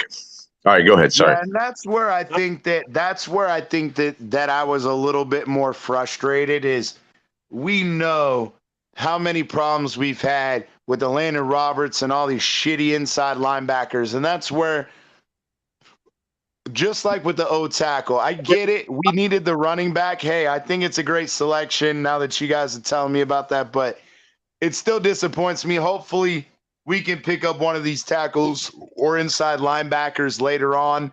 Well, our fucking next pick ain't till fucking the 5th round, so I'm thinking that the Dolphins think that our free agents are going to step in at that linebacker. Well, David Long Jr., yeah, I get it, but, man, I don't know, bro. Vic Fangio's got his fucking work cut out for him in that linebacker room. We've got plenty of talent in the secondary. We've got plenty of talent on the fucking D-line. My thing is the fucking linebacker core, and that's been my biggest knock on our defense. No, I know, but Fangio figured that shit out. I'm hyped. So Devin Akane, he had the fastest 40 time of all the running backs at the draft. He is a beast of a running back. Yeah, and I don't know if y'all needed running back because you signed 2 of them in free agent. You kept Mostert, and didn't you sign somebody else? Because you are so spot on, and that car, I was talking to actually Woody of all people today, and he was like, "What?" He's like, "What pick do you want?" I said, "Dude, I think there's gonna be a lot of good running backs available." He's like, "Y'all don't need a running back," and he was like, "Mostert was a beast in San Fran." And I was like, "Yeah, I don't know." I can tell you this right now, Bleezy. If we pick this guy up, Ahmed or Gaskins is gone. Not gone. Yeah, well, here's the thing, bro. With Waddle, Tyreek, Mostert, and Akane, those 4 guys are 4 of the fastest guys in the NFL. You have speed everywhere. If Mike McDaniels... But how did that fucking work out for us? But I'm saying if Mike McDaniels is the boy genius, right, from the tree that everybody talks about, if you can't figure out how to get motherfuckers open for Tua and figure shit out with this cast, bro. These weapons. Hey, Yeah. we gotta have that. Bleezy is right. We just gotta steal, bro. We just gotta steal. Bleezy's right. Yeah, Man, we I'm got to so get a excited right fucking now. decent. We Go killed ahead, my that. man. I'm so We got glad to give a decent tight end. We got to get a fucking O tackle in this, and we got to get an inside linebacker because again, we addressed inside linebacker with David Jones Jr., but he's a role player. He's not a guy who's going to be your lead middle linebacker, and that's what we're missing, bro. We got to. So what are we going to keep holding out hope that Tyndall is going to come and be our starting middle linebacker? I don't know, bro. CT, we've talked about this before. Does our defense, do we even need a middle linebacker? Yes, we do. We have to have a fucking middle linebacker. Again, even if we're bringing Ogba back, we're going to have Wilkins back. We're going to have Seiler back. We're going to have Bradley Chubb, and we're going to have Jalen Phillips. Now, again, I agree. You remember Vic Fangio loves to run that inverted 5-2, which everybody goes, oh, it's a 4-3. No, it's not. It's a 5-2 because he brings the two outside linebackers up to the line of scrimmage, and he only leaves back that middle linebacker. Now, if the only middle linebacker, you know goddamn right that Bradley Chubb is going to be one of those outside linebackers at the line. So are you going to bring Baker on the other side? No, because they had Baker and fucking Bradley Chubb playing the same fucking area in the same. Trenton Simpson to the Ravens, linebacker. Fuck, man. man. You know the Ravens are going to go defense. Yeah, but you know goddamn right, Amicus, me and you, we fucking hate Clemson. I hate fucking Clemson with a goddamn passion. But yeah, bro, but they produce great players, man. They do. They do. And I hate them, but goddamn. Fuck, okay, man. Ravens are trending down like the Bills. Go ahead, Amicus. Okay.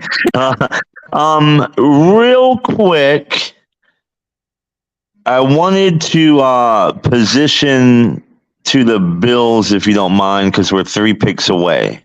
Yeah.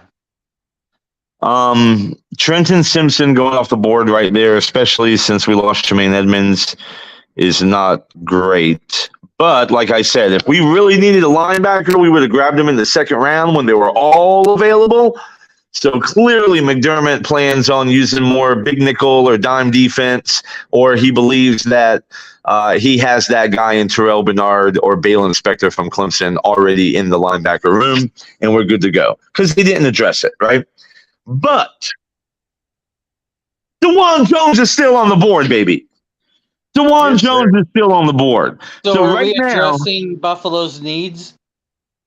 Well, that would be a need. Right tackle. Yeah, and here's the thing. I want to bring this up real quick. I just think it's ironic. It's the only fucking team I've seen, right?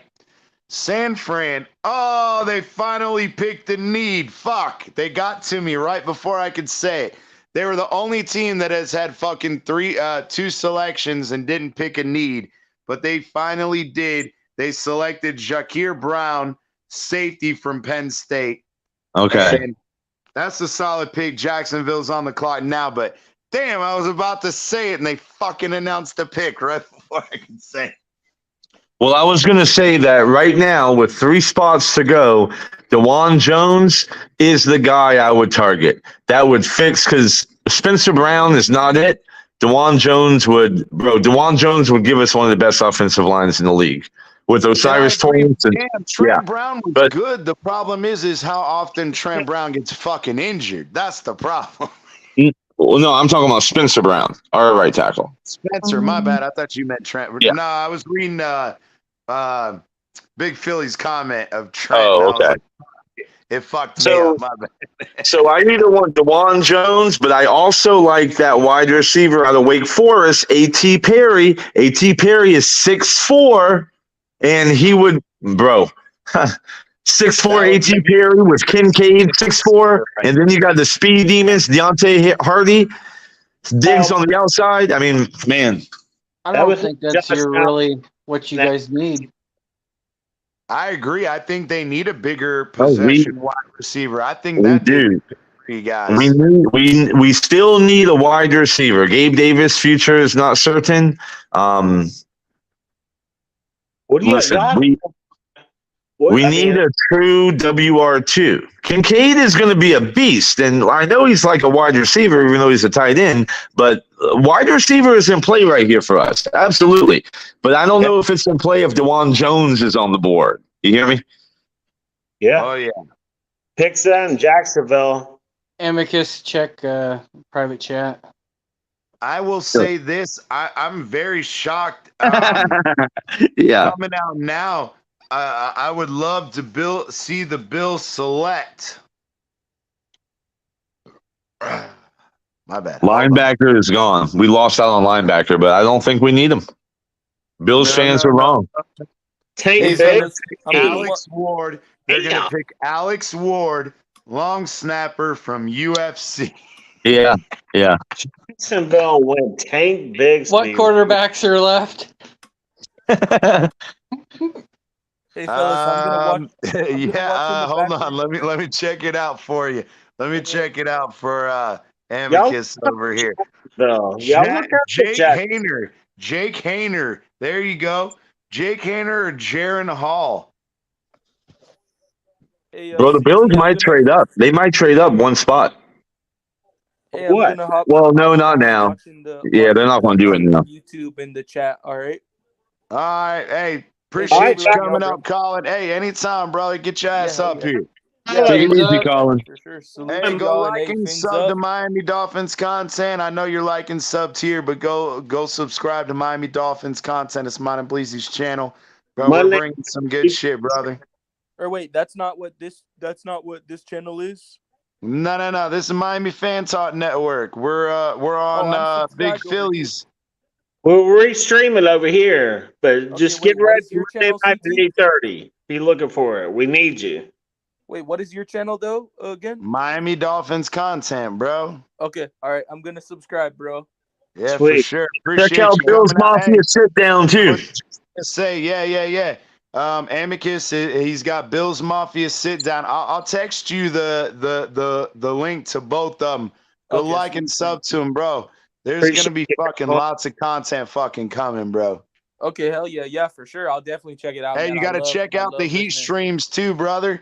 Here on Miami Fan Talk Network, we're doing the Heat streams during the game. We've done the last 2 games.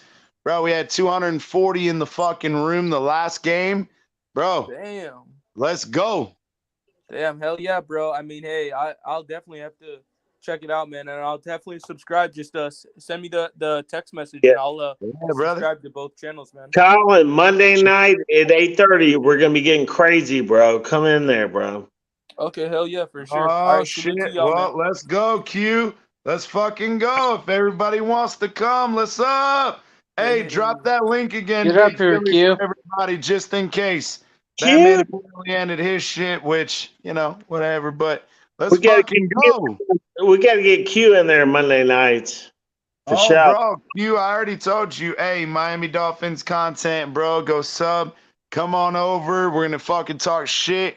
Here on Miami Fan Talk Network, we're dropping the fucking Grand McDaniel is live now. I wish I knew how to fucking do it, but I don't know how to do it on my phone. I wish I could pull up the fucking press conference. Picks them for the Rams. But yeah, man, we got lots of shit going on here. We got Miami Heat content coming on here and everything, bro. Hey, it's gonna be good, brother. We're popping off all over the place. Yes, sir. But what are the Rams gonna do right here? I don't know, but we're only 2 picks away from the Bills, and DeJuan Jones is still on the fucking board. Come on, Amicus. I'm just saying, if you're the Bills in the 3rd round, man, give up a fucking 6th or next year 7th and move up 1 spot and get your fucking guy. What are you sitting there for? I don't know if the Rams are Dallas. The Rams or Dallas don't need O linemen. Bro, he's the best player on the board, and he should never be falling to fucking 90. Technically, Darnell Washington is the best player on the board, and then followed by Ringo, then Duarte, the DN from Northwestern, then it's your boy Jones. Okay, whatever. You get my point, though. Hey, you need to go ahead and double dip and get that Darnell Washington right there. No, we're good. We're good. We don't need a blocking tight end because that's all Darnell's good for is blocking. Yeah, well, he can't block worth shit if he's got a fucking broken ankle. That ankle must be jacked up, man, for him to be dropping. I didn't know that, but Todd, he had called me right before I'd started the stream, and he had sent me the article where somebody had leaked some of the information from his combine evaluation. He's had 3 fucking ankle injuries, and he has a current injury that might require surgery. I don't blame nobody for touching him, bro. Y'all sure? Y'all sure Dallas don't need a right tackle? No, they don't. They don't have no needs. I'm on their thing right now. It says Dallas's needs, as far as they're concerned, is running back, tight end, wide receiver, inside linebacker, and cornerback. Jerry Jones loves a good O lineman. Look out. If they take it before the Bills, the pick. I know, man. Bro, I'm gonna fucking die laughing. Let's go, Cowboys. Let's go. Go get your boy Jones. Go get your boy Jones. We need a right tackle really, really bad. If we don't get DeJuan Jones here, then that explains why he's fallen so far. Because there must be something else that we don't know. It could be. Yeah, I don't know, man, but the pick is in. Let's see what fucking Dallas pick. The pick is in. But you got Jerry Jones trying to win a Super Bowl with your old ass? I mean, Jerry Jones is a fucking crazy ass motherfucker, bro. Yeah. I mean, this guy, he's got his nose so far up in that bitch where it's almost a catch-22, right? Everybody says, oh, Stephen Ross, he sticks his nose. Nah, Stephen Ross doesn't give a shit. He just tells people, get me winners. And then people say, oh, he's not involved enough, right? Oh, DeMar Overshown, fucking inside linebacker. So that was the last linebacker really on the board that we could have taken. I don't think the Bills would have taken him there. I liked Overshown. I liked Overshown for the Dolphins too, but fuck, man. You got Simpson gone. He was sitting there waiting on you. Much better player than Overshown. Now, again, still a decent guy, but now you're in the position. You better be willing to fucking stick with those inside linebackers because they ain't shit left to draft. All right. The pick here is clearly DeJuan Jones. It has to be. I would be very shocked. They ran to the podium. Huh? Let's see. The pick is in. It only took them 30 seconds to make their pick. So they may have been running up to the podium with it, but they'll probably draft a long snapper or a quarterback. So we'll see. I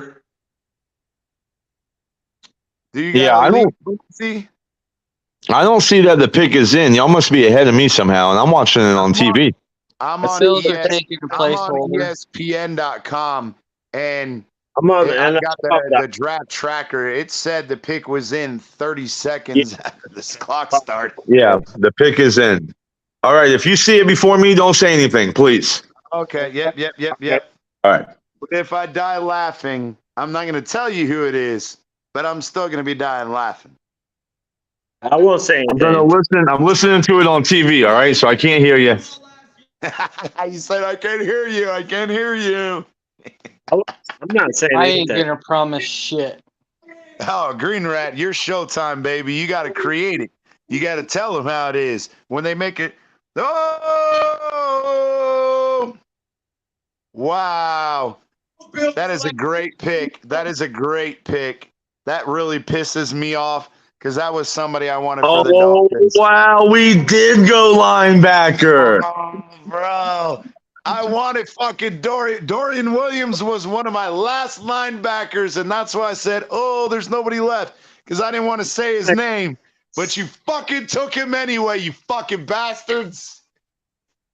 So what do you think? Damn. Your thoughts? My thoughts are we needed linebacker clearly. They felt like they could wait till the third round and get one of the guys that were left over, like Dorian Williams or an Overshone, and they went Dorian Williams. I think it was really intriguing for them when it came to Jones from Ohio State as far as tackle, but that tells me one of two things. DeJuan Jones has fallen because they just the size of 6'8", they don't feel like he moves laterally well enough to pass block, possibly. And also it tells me that they really believe in Spencer Brown, who has had a rough couple of years, but in his third year, they must be thinking that that pick is going to pay dividends from a couple of years ago. But I got to push back on that. I agree with that sentiment.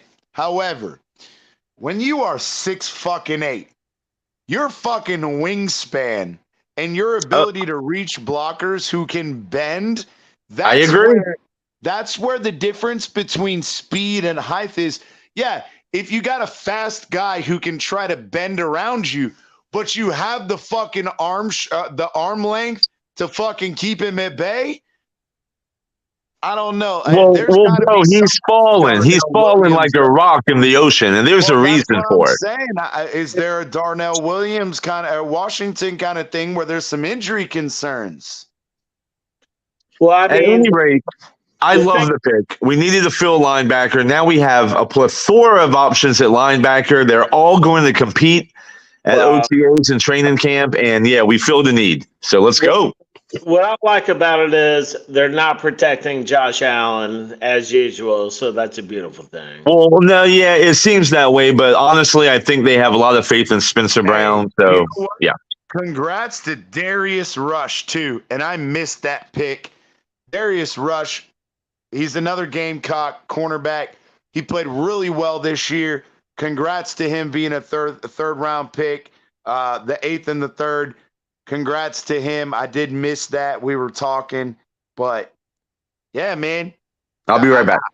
I'm a little frustrated with that Amicus that you guys know I wanted an inside linebacker, and I get it. We got another explosive running back. I like that. It gives us more weapons. It just leaves me frustrated that Greer didn't do more in the offseason to address inside linebacker and tackle. So that's kind of frustrating for me. Okay, CT. So there was 1, 2, 3, 4 linebackers taken after Akane. Which one did you want? Again, at our pick, if we didn't pick Akane, I would have wanted, again, and it fucking hurts me to say it because I'm a Gamecock fan and I hate Clemson, but I would have took Simpson. Gotcha. All right. I would have took Simpson. That makes sense because the Ravens, no defense. They know a badass fucking linebacker, and that's who they took. Exactly. But the Ravens are in the position we are not, where their defense has been built pretty stout for years, right? Granted, yes, they had some major collapses this year. Major, and I'm not disputing that. Right. But they still have the talent, right? And like you said, if they have the evaluation ability to find good talent and they pick Simpson, right? Yeah, it would have probably been good for us. But that's what I've always like the running back pick after I've had some time to reflect, and you guys have given me more information. Chiefs went O-tackle. Chiefs just went O-tackle from Oklahoma. Yeah, I see that. Hey, real quick, I'm gonna go have a cigarette, but I wanted to say one thing. I looked into Dorian Williams a little bit. I didn't study a lot of his tape. I saw him on a lot of mock drafts in the third round, and in a lot of mocks, he was falling to the fourth. But clearly, what I just saw in the commentary and the analyst review, the guy's 6'1", 230, and he's 4.4 speed. He runs side to side. Bro, he's a baller, man. I'm really, really happy with this pick. I agree, and I even said, remember, Amicus, before you go, you can have your cigarette, enjoy yourself. But Wanya Morris, I told you, he was a good O tackle for us too. He got picked over Jones. Yeah. I saw that. This is crazy, bro. This is 228. That's a solid fucking linebacker right there. Oh yeah. Well, you know what else, man? Great fucking pick. He was one of my sleepers, I hope, that we would get in the third. But with Simpson dropping, I would have taken Simpson over Williams. But the fact that we went running back, I feel better. I think Dorian talking to me about it, but damn, bro. Dorian has a chance to start right away. Even over our last year's third round pick for linebacker. That guy just looks very instinctful. I didn't know y'all were that weak at linebacker. We lost Tremaine. We lost Tremaine Edmonds. Right. Okay. Yeah. So I had that need. But that was my thing is I felt like maybe that's where Greer is thinking about this, where Bean is a little bit, more what's the word? More inclined to draft a linebacker because he lost Edmonds, whereas we brought in David Long Jr., and maybe they do believe in him, but we already drafted Tyndall and Good last year. Right. Maybe they weren't. Maybe they had no intent on drafting a fucking linebacker this year anyway. Some juice. He's gonna bring the juice, Tyndall. I'm ready for it. Bring the juice. I want to see more fucking. I want to see some highlights of Dorian Williams getting juked the fuck out by Everde or whatever his Vende, however you say his name. I love a good running back. Is Akane our RB1 now? That's what I want to know. No. Is that what's going on? No. No? Mostert's going to continue to be our number one. Avarne might be our number two with Jeff Wilson Jr. at 3 and Ahmed at 4. But I don't know, dude. Akane, they're going to be feeding Akane the motherfucking CT. That's why I said 1 and 2. But you got to remember, Mostert has the experience in Mike McDaniel's offense. Akane, he's got the speed and shit. I believe that, let's work him in. And I think that Mostert and him will be the speed guys, and Jeff Wilson Jr. is going to be our fucking power back. Akane is more of a bowling ball type of running back with the speed. Mostert's like more of a racehorse type of running back. Akane is got that speed, and he's a fucking bowling ball. And I agree, and that's where I was trying to say is we know Jeff Wilson Jr., he's not a speedster, he's the power runner. But that's what I'm saying is, Avarne, he's the guy in between, right? You got the guy in you got the racehorse in the stable in Mostert. That's right. Then you got his backup who can do both. And then you got Jeff Wilson who say, hey, we're on the goal line and we got to fucking slam it in from 1 yard out. That's when you bring Jeff Wilson Jr. in. You know what I'm saying? Hey, if we're first and goal, give the fucking ball to Akane is what I'm saying. Well, he's that the thing is it Akane? Is it 1st and 9? Is it 3rd and goal at the 1? At the goal line. 1st and 1. To Akane. I'm gonna have to go check out his highlights after the show, bro. We'll have to bring in some highlights of all the bro. Bleezy on our Monday show. We're gonna bring highlights of all these guys. We're going hardcore on the draft recap, but I know Akane from when I watched him play Ole Miss, and every year for the past 4 years, if he's a senior, and he was a fucking beast, dude. We couldn't stop him, man. The guy is a monster running back. I'm telling you, he really is. I'm ready then. See, I know what happened. See, Amicus out here lying to us saying he's having a cigarette. He's having a cigarette because his fucking Lakers just started their game 6 at 10:30, and they're already losing. So he's got to come out and smoke a cigarette. He's getting upset. He's getting anxious. I think he's mad they didn't get that tackle. They went linebacker. Too. Yeah, that's what he's mad about. He wanted. Let's go. Hey, Q, get your ass up here. The link's up down there, bro. Get your ass up here, bro. I haven't talked to you in a while, Q. Let's go, man. I want to hear your opinions on this shit. Q, what are your Steelers doing? What'd they do? He said Darnell Washington is a Steeler. He said, what the fuck, bro? Hey, you enjoy broke ankles, Wilt Washington, and have fun with that, brother. Q, I love you, man, but that's a bad pick for y'all. They went Washington. Interesting. Yeah, bro. Well, I mean, the dude did drop. He was first originally ranked as a fucking top fucking he had a round 1 grade, and he's dropped all the way to the 3rd. Q, what the fuck is up, brother? Yo, bro. What up? What's up, everybody? What's up, Leezy? What's up, CT? Q's mad right now. Let Q vent because he got broke ankle Washington, so let him vent. No. I'm kind of pissed for you guys, bro. I'm kind of pissed for the Dolphins.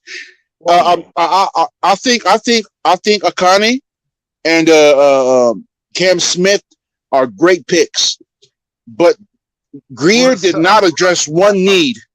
He did not address one need that the team needed, and that was an O-line or a tight end. But the picks are great. You know, Akane is a good run. Akane is, to me, that's a speed. That's a scat back right there. That's the type of speed you needed in this type of offense. And Cam Smith is a very, you know, his play style is very complementary to what the Dolphins need. Yeah, especially with his versatility, the ability to play boundary or inside or at safety. I think it's a great pick, but I agree, and that's something that I brought up a little earlier, Q, and we're going to talk a little bit more on Monday on Miami Dolphins content about mine and Bleezy's show. We've been really upset with fucking Greer, and I brought it up earlier. I understand you got to give them credit. They're good picks, and they're longevity picks, right? They're down the road picks, so you can't knock them, right? But at the same time, like you said, you got David Long Jr. in the offseason, but he's a role player. He's not a starter, right? So you was looking for that Trent Simpson? You wanted that Trent Simpson, CT? I did want fucking Simpson. Even though, again, you know me, I'm a Gamecock alumni, and I fucking hate Clemson. But I admitted and reserved myself, I would have taken Simpson or Jones at O-tackle because both of those were high priority needs. Hey, I'm proud of Chris Greer for actually going fucking running back early in the draft for once. Hey, I couldn't get a read, credit for that to a degree. To be honest, if anybody was trying to get a read on Greer and what they were trying to do, you can't tell me anything, bro. I couldn't get a read on him because these picks today, they were left field all the way. I was like, what the hell? Exactly. Yeah, and it's the same thing as what we brought up on yesterday's show when we were going through day one, and we were talking a lot about the Dolphins and the picks going out. With all of the talent that was dropping, bro, we had 5 offensive tackles taken in the first 20 picks. We expected the quarterback run early. We expected the run on wide receivers late in the first round. We expected those things, right? But what we didn't expect, bro, Iowa had 5 guys selected in the first round. Iowa. Did they? I didn't even know that. Yes. A bunch of tackles. They had 2 cornerbacks, a center, and 2 guards in the first round. And so I told you guys in the chat, I said, Greer and McDaniel was going live right now. So that's why I didn't come up early, because I wanted to go watch. I wanted to see what their approach was, to these picks. And they said it made sense. They were going for the best player available. Yep. It made sense. That's why they made these picks. I like it. But to the certain degree, though, Q, just like you said, and I brought up earlier, as I said to Amicus and Todd, and Green Rat, because they were up here, is I like the longevity. You're playing chess, not checkers. I like that. But at the same time, if you knew you wanted to go BPA, you should have done more in the offseason as far as tackle and inside linebacker are concerned, so that you didn't have glaring obvious needs, so that you then could pick BPA. Hey, I have a feeling we're bringing in Cam Fleming. He just visited. He's a seasoned offensive tackle, and I have a feeling we're going to be signing him. Todd, did you see who we just picked? The Steelers just picked? Oh. Darnell Washington. Ankles, Washington. Broke ankles, Washington, brother. He's gone, bro.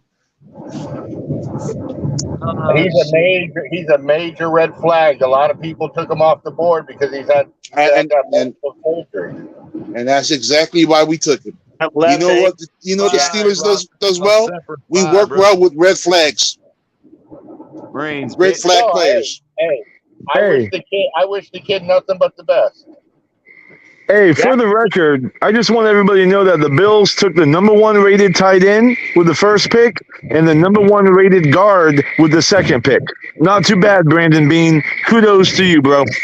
Yeah, I agree with you, Amicus. With the noodle arm quarterback. Watch your fucking Lakers lose. Smoke your cigarette. Chill out.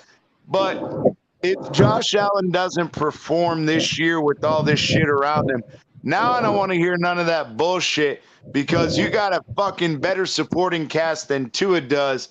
So if he doesn't outperform Tua this year, you might as well fucking have drafted fucking Hooker in the fucking 3rd round.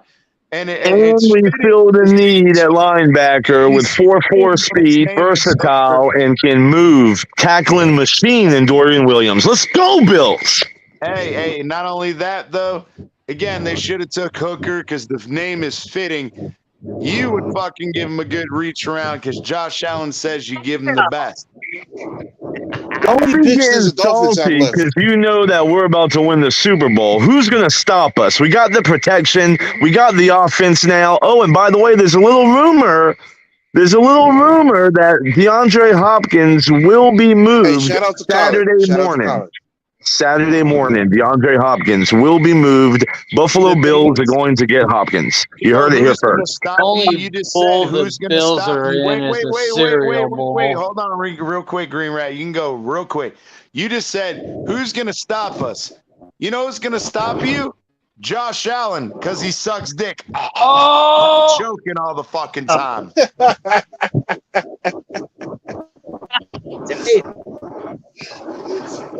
No need for a defense. Just let Josh Allen choke himself out. Yeah, really. I agree with that. I agree with that, actually. I got a question for you. Amicus, I got a question for you. I'm outside listening to the crickets overlooking the lake on a beautiful moonlit night, trying to have a fucking cigarette, enjoying the fruits of my labor with these first 3 picks for the Buffalo Bills, and y'all are giving me shit. No, you gotta focus on the Buffalo Bills because your Lakers are fucking losing right now. You gotta focus on them. Yes, Todd. I got a question for Amicus. Yeah. When Josh Allen's on the team, does he choke on you too? You motherfucker. That one was a violation right there. That's a violation, Todd. The Lakers right now. Hey, Amicus is pissed. I apologize, Q. These guys get a little crazy. Amicus is mad because they didn't get that O lineman. He's pissed. Oh, come on.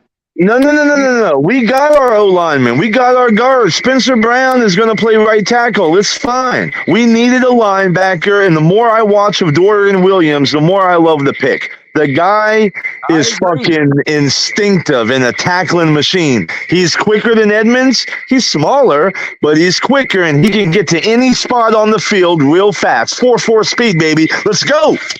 I agree, and that's where that dude is a homing missile, bro. Once he locks onto his target, he goes for it, bro. No, you're right. Absolutely, homing missile. I love the analogy. Right, and he'll be chasing everyone 20 yards downfield. Miami, great. And when we missed out on Simpson, I was like, nah, there's no more guys because I didn't want to mention his name. But as soon as they fucking picked the guy I wanted. I'm like, fuck. Hey, let me ask you something, CT. Are you happy with our running back that we picked? Initially I wasn't. Initially I was really pissed off because Simpson was on the board. And you know me, being a Gamecock fan, I hate Clemson, but I really want to fucking I thought he was a good pick at the value and a good pick for need. However, after Amicus and Bleezy and Green Rat and others have calmed me down, he's a really fast running back. He's very capable. Putting him in there with Mostert and Jeff Wilson Jr. I'm happy with the pick, but I think I would be happier if we picked the fucking tackle or an inside linebacker. Amicus, I want to ask you something. As a Buffalo fan, are you going to be happy if somehow we still get Cook later on, and we have Cook and A-Chain and we're not getting everybody Cook in that backfield? Well, bro, your running back room is already overcrowded with the out-chain pick. Now you're getting fucking Dalvin Cook too. We have what the fuck? Hey, we have 2 players that we can get rid of with only it's only going to cost us $300,000. Why don't you pick up Derrick Henry while you're fucking at it? Raphael's rubbing you, bro. He's rubbing your nutsack from the underside. He said Kincaid and Knox. That's more important, Amicus. Hey, listen, y'all couldn't handle fucking Knox. Y'all are fucked. Do you realize what's about to happen to y'all in these 2 games when you play us? You are fucked. Well, that depends because you got to remember, and I brought it up earlier, is yes, we did have problems with Dawson Knox. However, Nick Needham and Brandon Jones were out, who played Knox the year before, and we kept Knox in check, no problem. The problem is we actually had 4 starters on defense not playing versus your 2 starters not playing on defense in week 2. So again, you got to at least give the context. But I agree, even healthy. If you have Kincaid and fucking nobody's fucking scared of Josh. Listen, it doesn't take a fucking rocket scientist to figure this one out, all right? You couldn't fucking handle 1 tight end. Now we play 12 personnel and we flex out Kincaid. You're fucked.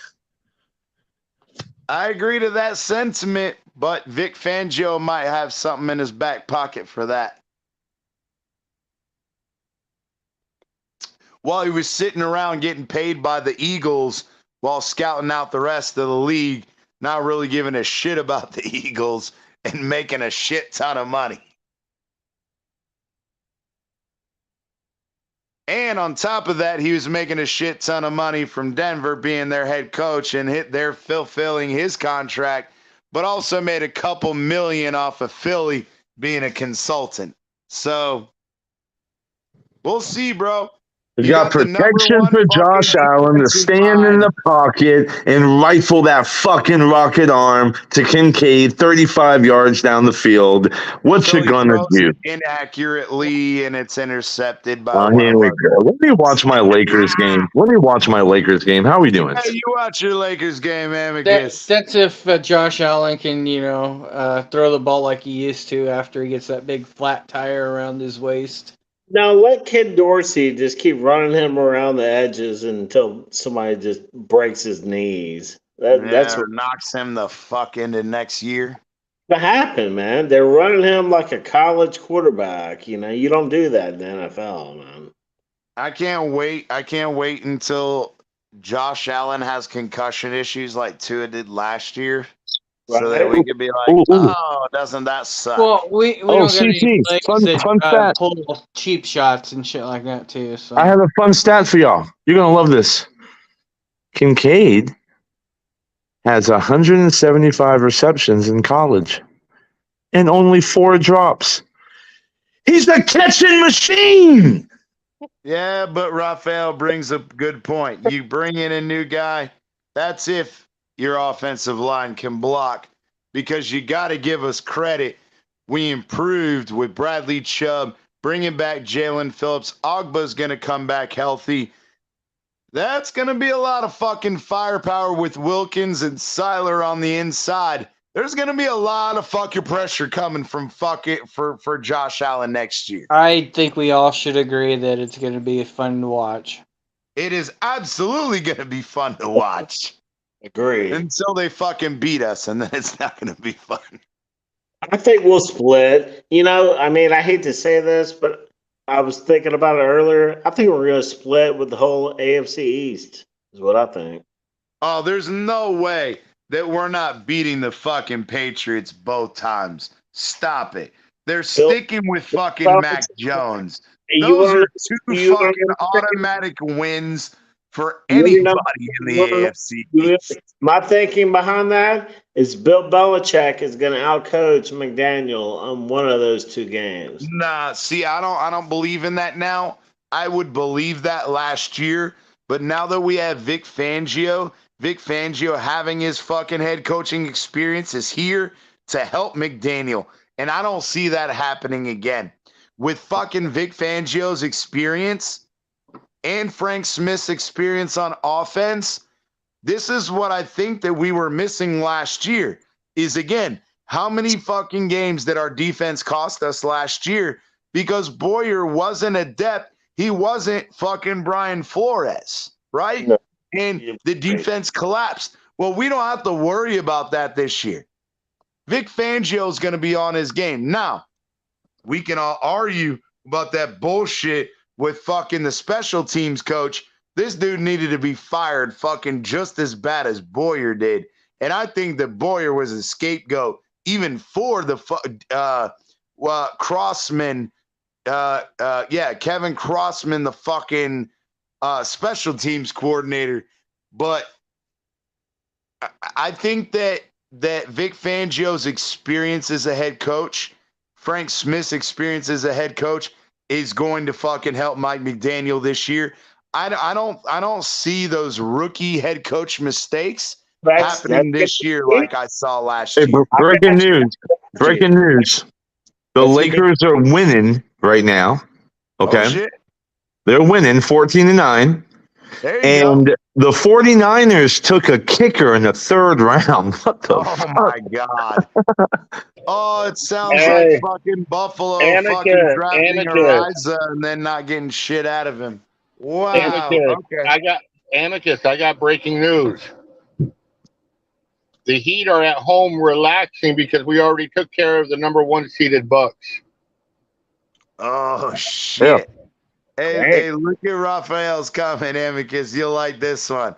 He said, will the Bills be in shape week 1? Josh Allen, is he working on his waistline or his bikini line? Yeah.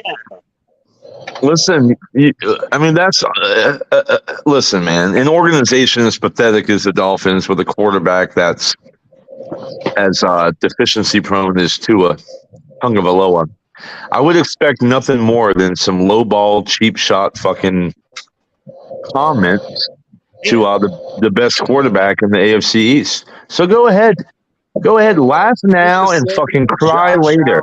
Go ahead, the reach arounds, sucking the go ahead, do your typical fucking spiel. Let's hear the soliloquy, the narrative you all send and email each other every fucking night. Here's the 5 points you say to the Bills Mafia. Go for it. You don't think these shoulders can handle the burden? Let's go. Hey, if you think that Josh Allen is a better quarterback than Aaron Rodgers, you are sadly fucking mistaken. Hey, now, Amicus, I give you shit, but you're the only Bills fan I can tolerate. Hey, you my guy, Todd. You're my guy. And Amicus, you know this, and we had the conversation the other night. I agree with you. Do I think that he has more talent than Aaron Rodgers with his age, with his ability? Absolutely. But to say the experience factor, to say his presence, his leadership, the thing is you're going to choose a 40-year-old narcissistic drug addict over Josh Allen? Damn. Let me finish. And I agree because he is a fucking drug addict. Fucking doing dark retreats, fucking drinking homostasis, drinking ayahuasca. Then he was fucking doing what was it? The epetaline or whatever that fucking drug, abzetoline or whatever, because the FDA can't keep up with drugs. They always fucking find a new one to fuck people up before they outlaw it. I agree. But I am saying this. Yes, Josh Allen is more talented physically as a quarterback. However, Aaron Rodgers has the experience. He has the leadership. And he's won a Super Bowl, whereas Josh Allen hasn't. But the Jets do not have the weapons that Josh Allen and the Bills do. So again, I'm not concerned about Aaron Rodgers. Aaron Rodgers can enjoy the fucking Jets all he wants. He bitched about not having enough when fucking Devontae Adams and company were there. And if he thinks hey, that real the Jets quick, are going to have enough, that's a fucking astronomical, retarded argument. Real quick, I have to respond to Raphael because he's getting two things confused. Ayahuasca is not the same as what you are referring to, which is 5-MeO-DMT.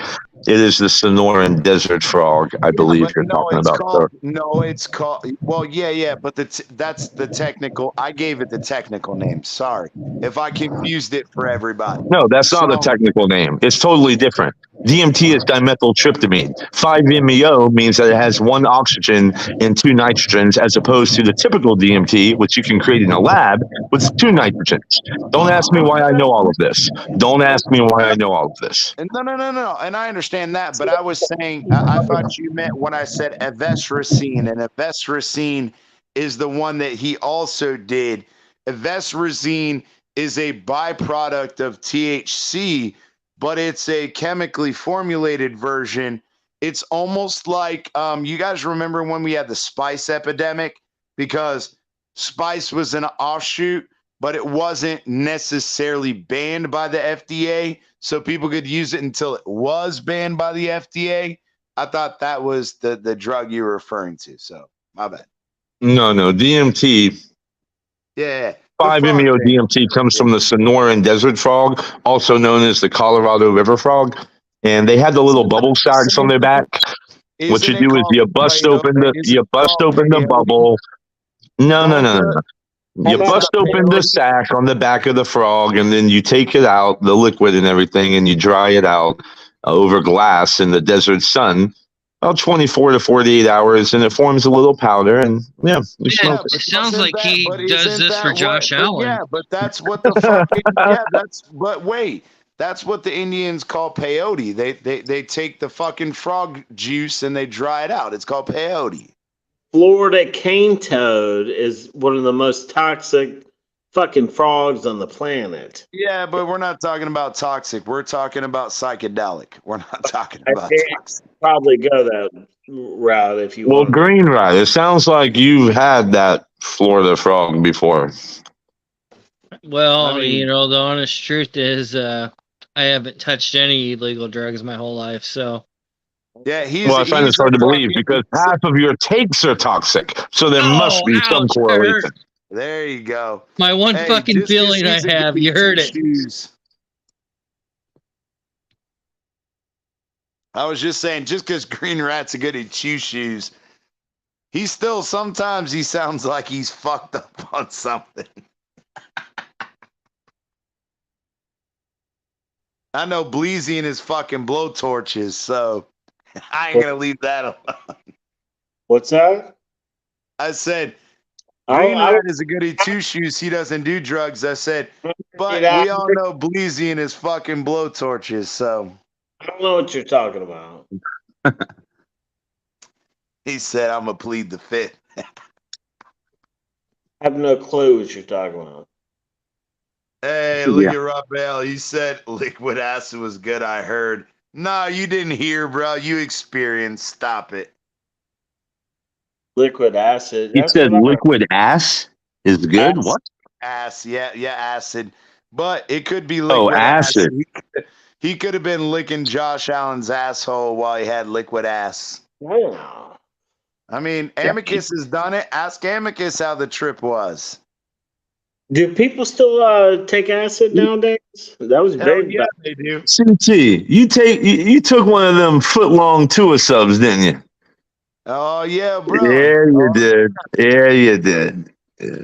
Hey, the only foot long subs I'm taking from our foot long is the Giants, the 16-inch bitches from fucking Jimmy John's, or not Jimmy John's, Jersey Mike's, and them fuckers are too expensive now. So you know what? Fuck you, Jersey Mike's. I'm not paying fucking $14 for a 16-inch fucking Chipotle fucking Philly cheesesteak sub, so you can kiss my ass. Well, where are you going to get a fucking big ass sub like that cheaper than that then? Nah, bro. Listen, I love Jersey Mike's, bro, but that same fucking giant 16 fucking Chipotle Philly cheesesteak used to be $12.49. $12.49. I know. They all went up across the fucking board. $16.50. They want $16.50 for the same shit. I'm sorry. They're trying I to used to order from there at work. Listen, at work, I buy my employees. Let me finish real quick, Bleezy. The combo meal nowadays at any of these motherfucking places. Oh, bro. But you got to remember, I buy my employees lunch once a week, and it's their pick.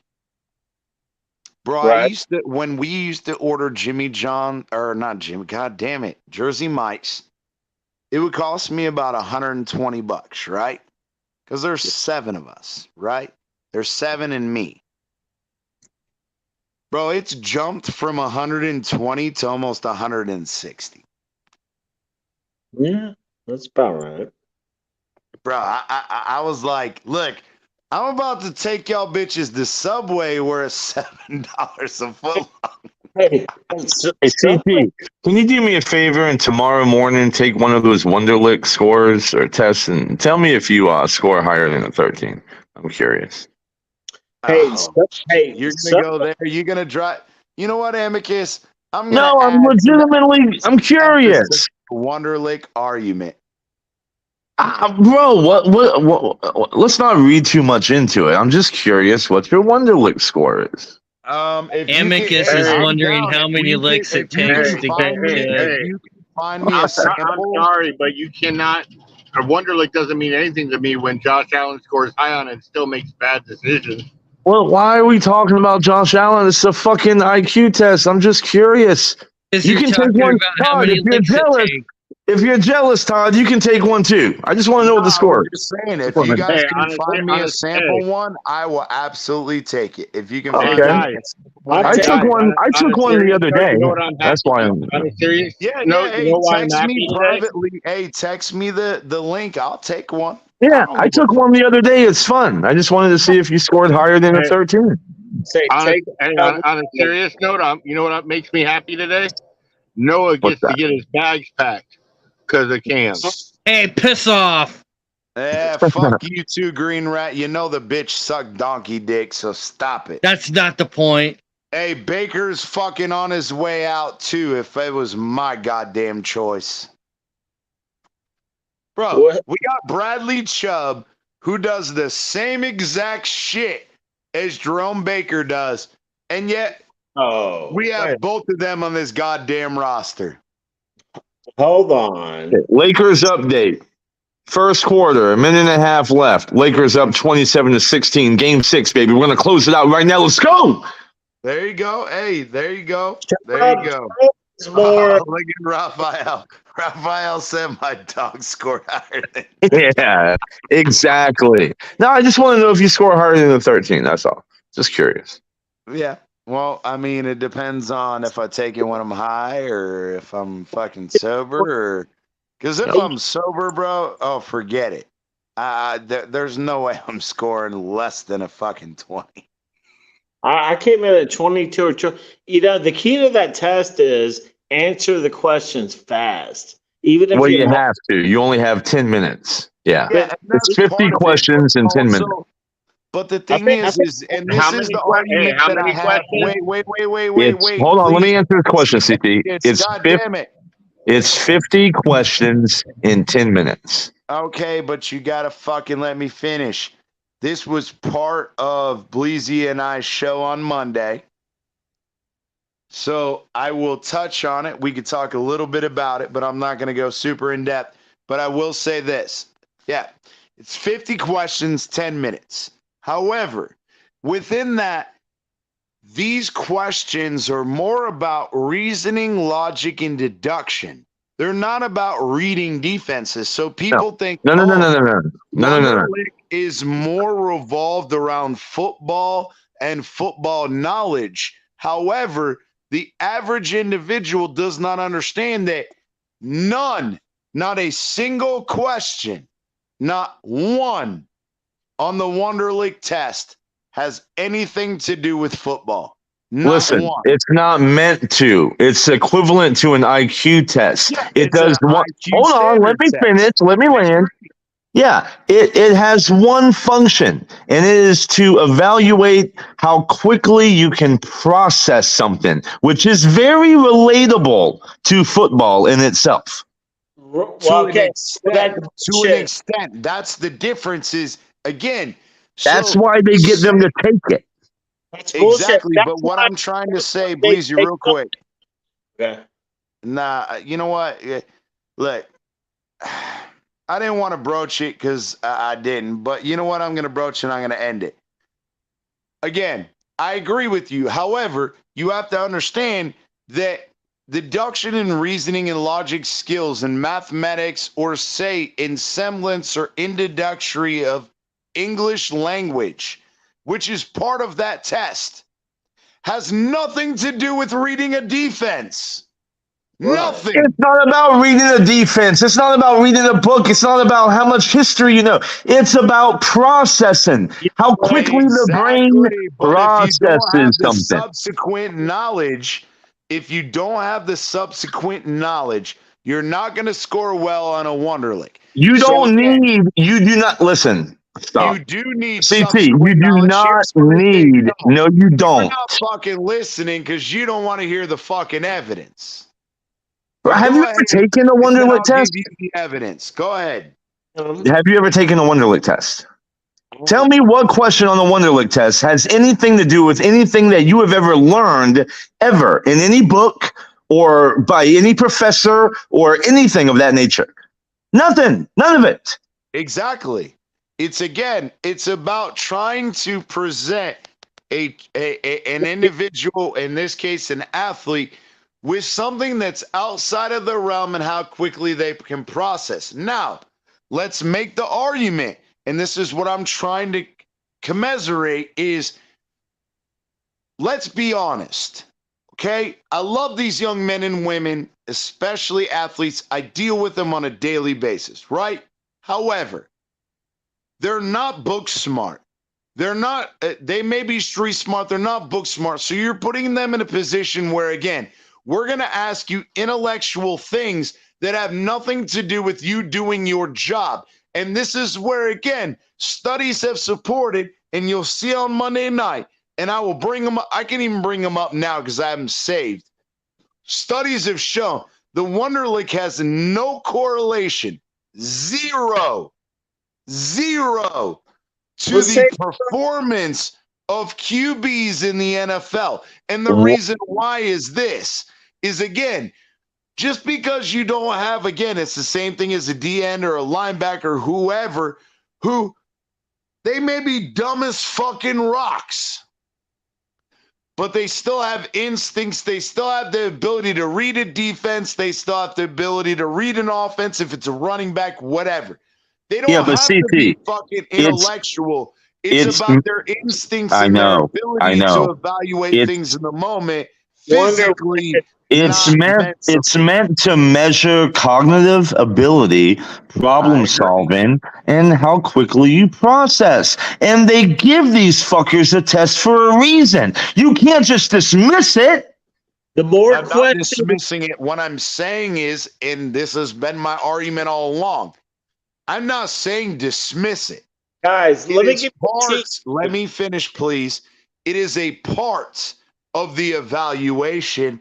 It's not its entirety. And that's where I had the issue is nobody said it was. That there are a lot, not on this, not on this channel, not up here. But this is where I'm trying to dispel that rumor for the average person is they believe that the Wonderlic score is the end all be all. And it's not. It's only part of the evaluation. Because if you have a guy, again, like Tua, who has the ability to find open guys, he's accurate, he makes good reads in college, but he doesn't score great on the Wonderlic. So are you going to tell me that the tape overrides the Wonderlic, or does the Wonderlic override the tape? You don't have any evidence to substantiate that claim because your argument falls short. And let me tell you why. The Wonderlic does not mean, it is not the end-all be-all as you just suggested, because if it was the end-all be-all, a 13 would have Tua out of the fucking league. But he's a starting quarterback for the Miami Dolphins. So even the NFL executives know it's just a piece or a portion of the puzzle. But don't dismiss it as like it does not tell some story at why somebody could possibly struggle in certain areas of playing quarterback. There's a word. I'm not disputing that, and that's where I was trying to say I wanted to save this goddamn piece for our fucking show because I am talking about the people that are ignorant enough to think that the word on the street is the way to cheat the Wonderlic is answer as many questions as possible. The more questions you answer on the Wonderlic, the higher your score is. That's the fucking whether you're right or wrong, and that's part of the evaluation on my thing that I have is they don't count incorrect scores. That's right. That's the thing. Why are we having this conversation? It's draft night. Why are we talking about this? Because you fucking brought up the Wonderlic. So again, my whole point is they don't count incorrect scores, and this is where the scoring and the procedure of the test matters. And this is where people don't understand that. That's where the layman people doesn't. If you answer 50 out of the 50 questions, you get like a 38. You're going to have a higher score than somebody that answered 30 out of 50, even if the person that only answered 30 got 20 of the 30 right, but you answered 50 and you only got 25 out of the 50 right, you're going to have a higher score than the person who only tried to answer 30. CT, calm down, bro. The Lakers are playing. Oh, my God. Yeah, the Lakers are winning, so I should calm down. Yeah, relax. It's a good night. Y'all got a good running back. You passed up on Darnell Washington. I think Amicus needs to change his name to Wonderlic. No, you know me, Amicus, and you know that I stay in my lane. I don't talk about shit I don't fucking know about. But when people want to bring up scientific shit, medical shit, the Wonderlic, those are things that I get passionate about because I understand those and I know the fucking ins and outs. I know the pros and cons. I understand the point of the Wonderlic. I think that the Wonderlic is an important part of the evaluation. However, it's only a part of the evaluation. And the reason that I get so fucking heated is it's not you. But we have people in our own fucking Dolphins community who go, oh, he only scoring 13 on the Wonderlic. But they have no idea what the fuck the Wonderlic is, and they have no idea how it works. They have no idea that there's zero correlation. Now, again, can you say yes? Okay, Andrew Luck had a high fucking Wonderlic score. He still threw fucking more interceptions than anyone else in his first 2 seasons versus touchdowns. That But book I bought on Amazon. Hold on. Highest Wonderlic score, but he's smart, so he shouldn't throw interceptions. Again, the correlation is 0. Is it a piece of the pie? Yes, of course. It absolutely is a piece of the pie. CT, that book I bought on Amazon. Hold on, relax. Smoke a cigarette. Fucking smoke a joint. Jesus. That book I bought on Amazon the other night called How to Press CT's Buttons was worth every fucking penny. Hey, if that book is on there, bitch, I am fucking getting rights, and they're gonna start fucking giving me some what is it called? Royalties. Royalties, yeah. Hey, if there's a push buttons on CT book out there, bitch, I'm coming for my royalties. Because I definitely hit a fucking nerve. I'm 2 for 2 with that. Damn. Yes. You know all the fucking buttons. You know goddamn right when we have that Warzone episode, you're going to be hitting all of my fucking buttons and I'm going to be hitting all of yours. So let's go. Y'all lose. That's going to be like a dogfight. Man, it's going to be a dogfight. I'm going to be a goddamn Irish wolfhound, and he's going to be a goddamn fucking you're a fucking chihuahua. He's going to be a fucking chihuahua. Wait a second. You got me about more confused than a breastfed baby at the titty bar. Yeah, well, hey, I mean, hey, from what I've heard, brother, that don't surprise me. The confusion won't end there. Let CT talk for another hour. It gets worse. Oh, I know. Yeah, the CT hour, brother. Even though y'all been talking more than any of y'all been talking about more than me, because I've been trying to post-production this shit. No, it's you hit a nerve, and you knew you hit a nerve, and you knew you fucking poked it at me because you knew it was going to fire me up about the goddamn Wonderlic.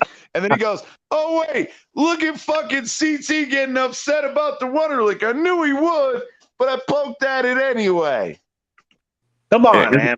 Isn't that called gaslighting? Did I just gaslight? No, it's called deflection. But that's okay because I enjoy it. I'm sorry. Enjoy it. I apologize. I was way out of line. Josh Allen. Bro, you're good. I love it, bro. That's why you're an odds dynamic amicus. I love it. Bro, we know how to push each other's buttons. But unlike other shows, we don't get bent out of shape and upset about it. We roll with the punches. We go with it. It's the fun. It's the back and forth. It's the intellectual conversation. It's not the, I'm going to call you a fucking dumb son of a bitch. And where's our favorite Bills Mafia fan? And you can do this. Bro, we're here to have intellectual conversations. And that's what I love about Amicus is even though he's a Bills fan and he's very uneducated because he's a Bills fan, we can have some educational conversations once in a while. CT has snapped. As long as it doesn't involve Josh Allen. CT is trying to wrap his head around this running back pick. I am, bro. You guys fucked me over. Bro, I was so mad about the Simpson thing, but I will leave it. Again, intellectual conversation. Amicus came out and said, hey, let's take a look at it. Let's break it down. Because he was mad last night, and we tried to calm him down. And that's where I like the back and forth. He knew I was upset. He's like, hey, calm down. Hey, let's look at it analytically, Chris, and let's evaluate it that way.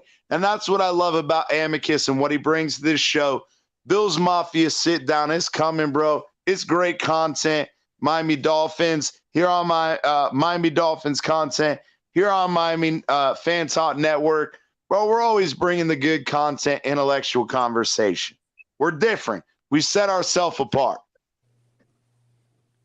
Yeah, that's true, but fuck the Bills, bro. I swear, man. Hey, anytime I see the logo, man, I just can't see how anybody could like that team, bro. It's like, it's just terrible. You know it's what I mean? The best logo in the NFL. Bro, your logo is a fucking dolphin. You see the Dolphins colors in the logo, man. You just feel like you want to chill with some palm trees by the beach and see some clear water, man. I think about eating sushi. You know your logo's a dolphin. It's a fucking porpoise. A fucking porpoise. You don't even know that a dolphin fucking flipper is your mascot. Get the fuck out of here. But you got to think about this, Amicus. You do Fucking understand, dolphin. and I could send you a shot of it from Blue Earth. Buffaloes, if they go into intercoastal, just like sharks, then porpoises will fuck your ass up and it'll eat your ass alive. Bro, I happen to love the Bills logo. I think it's cool, man. The fucking angry buffalo. Cringe. I don't like him at all. He's just cringy. You know what I mean? I like it, but I don't think that the Dolphins logo, the 70s with the evil eyes, that's what I like. I don't like this fucking, it looks like a fucking whale, almost like a beluga whale bullshit. It's soft, CT. It's a fucking little baby porpoise. I mean, come on. Wait, I agree. The new one, I don't particularly care for, but the 70s logo, bro, that bitch was angry looking and badass looking. Well, CT, bro, I'm 21 and I gotta rock with the logo. That's my era, bro. So that's the new logo. So, but anyway, yeah, and I get it, and I respect that. I love you, man. I know you're a young guy, and that's fine. But again, me in my mid-30s, pushing 40, I know what the good logos are like, and we have those arguments because we know the difference between those logos, and that's the argument for the old, if that makes sense. Hey, Colin, do me a favor. Go check out the new Bills Mafia logo with the it's kind of like a metallic blue buffalo. I can't. It's fucking sweet, man. And when I hear the word Bills Mafia, I'm like, man, I gotta look up the definition to understand what I'm trying to get into, And about that. Yeah, hey, Amicus. If I went to a Bills game, man, I would get my ass whooped. No, bro, that's absolutely wrong. The Bills fans are some of the best fans. So, like, if you want to go to an away game, go to Buffalo, man. The fans are great. So I have a good time. Absolutely, man. Bro, the Patriots fans will go and tailgate. Everybody is welcoming. Nobody causes no shit or does no dumb shit like that. Bullshit. Don't start that. It is. It's true. Not like Miami. Them motherfuckers are tripping. No, no, bro. I've been to fucking Dolphins games. Bro, I've seen Bills fans and New England fans be so fucking obnoxious. Bro, my best friend, his father is an electrical engineer that worked at Hard Rock Stadium as well as fucking American Airlines Arena before it changed to everything else.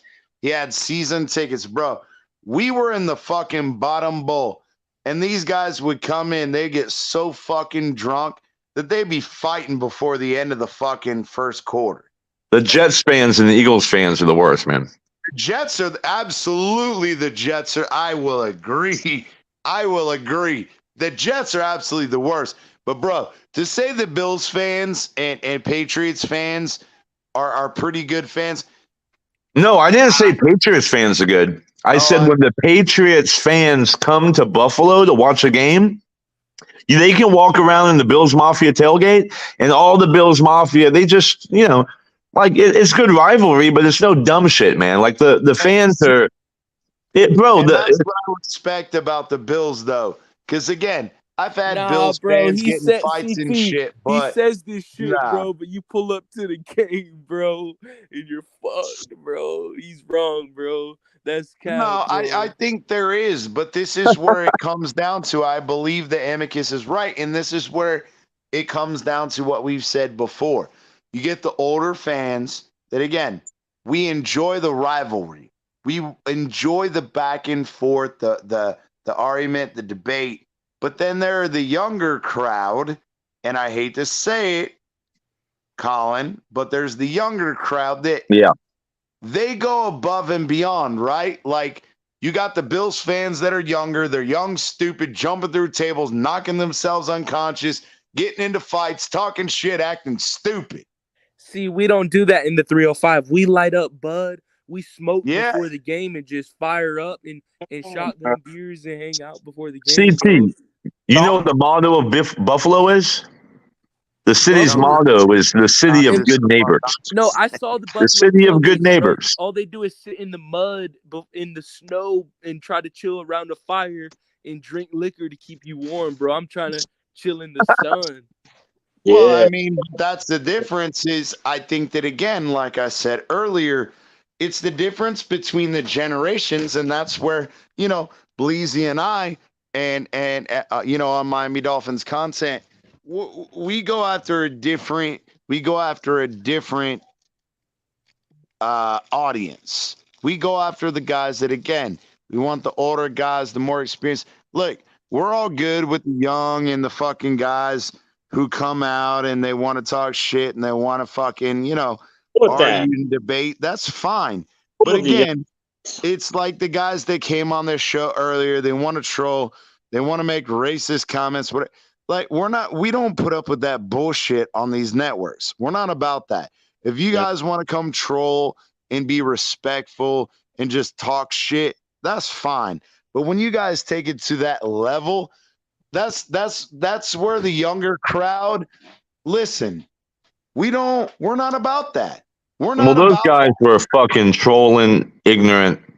Yeah, but the thing is, if you want to come in and troll, that's fine. I'm good with that. But when you want to play, that dude F niggers 30, this bro. and That Jews this, and you want to do all that, bro, no. And that's why I called the guy out. Bro, we're all here for fun. We can make jokes, whatever. But when you are being disrespectful to that point, it's, again, other shows allow that. Other shows allow people to threaten people physically with violence and whatever. Bro, we're not those shows. This is not the platform for that. That's right. And that's the difference. I was really offended for Amicus and Josh Allen when he was doing all that.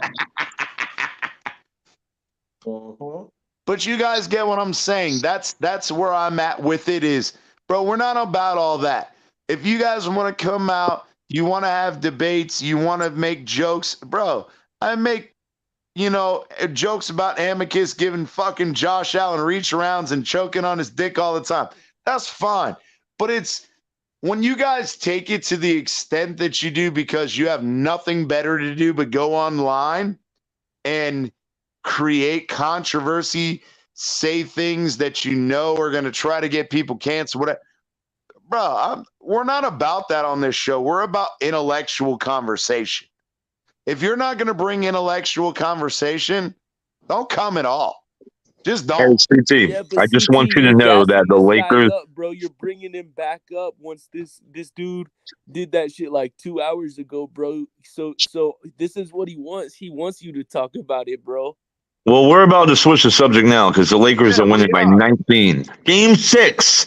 Game 6 and my Lakers are up 19. I told you, CT. There you go. Hey, you got to get your fucking point across like somewhere, too, man. I keep it Get your point across somewhere. I love the Magic, bro. Orlando Magic, baby. Oh, shit. We're getting a title one day. Just like, hey, I know what it feels like to maybe be a Bills fan, I guess. Because Magic don't have a title. You can say that. What are you talking about? We have 2 fucking championships, man. Oh, that's bullshit. What do you? Yeah, and the Magic have a championship. It's just a conference championship. Oh, we have 2 AFL championships. And we won the Super Bowl before there was a Super Bowl. Get right. And it's not a Super Bowl.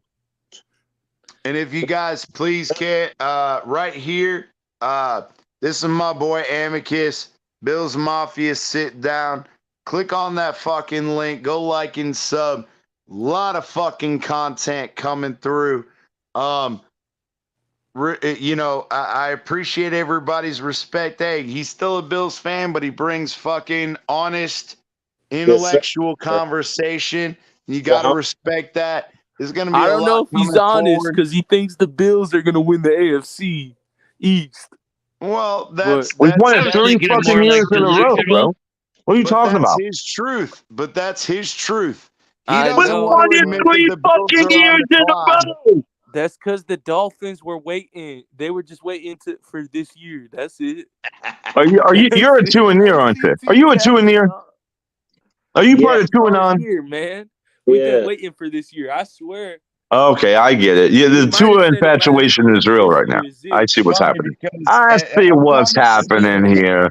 I see what's going on around here. Yeah. It's all right because hey, you'll love this, Colin.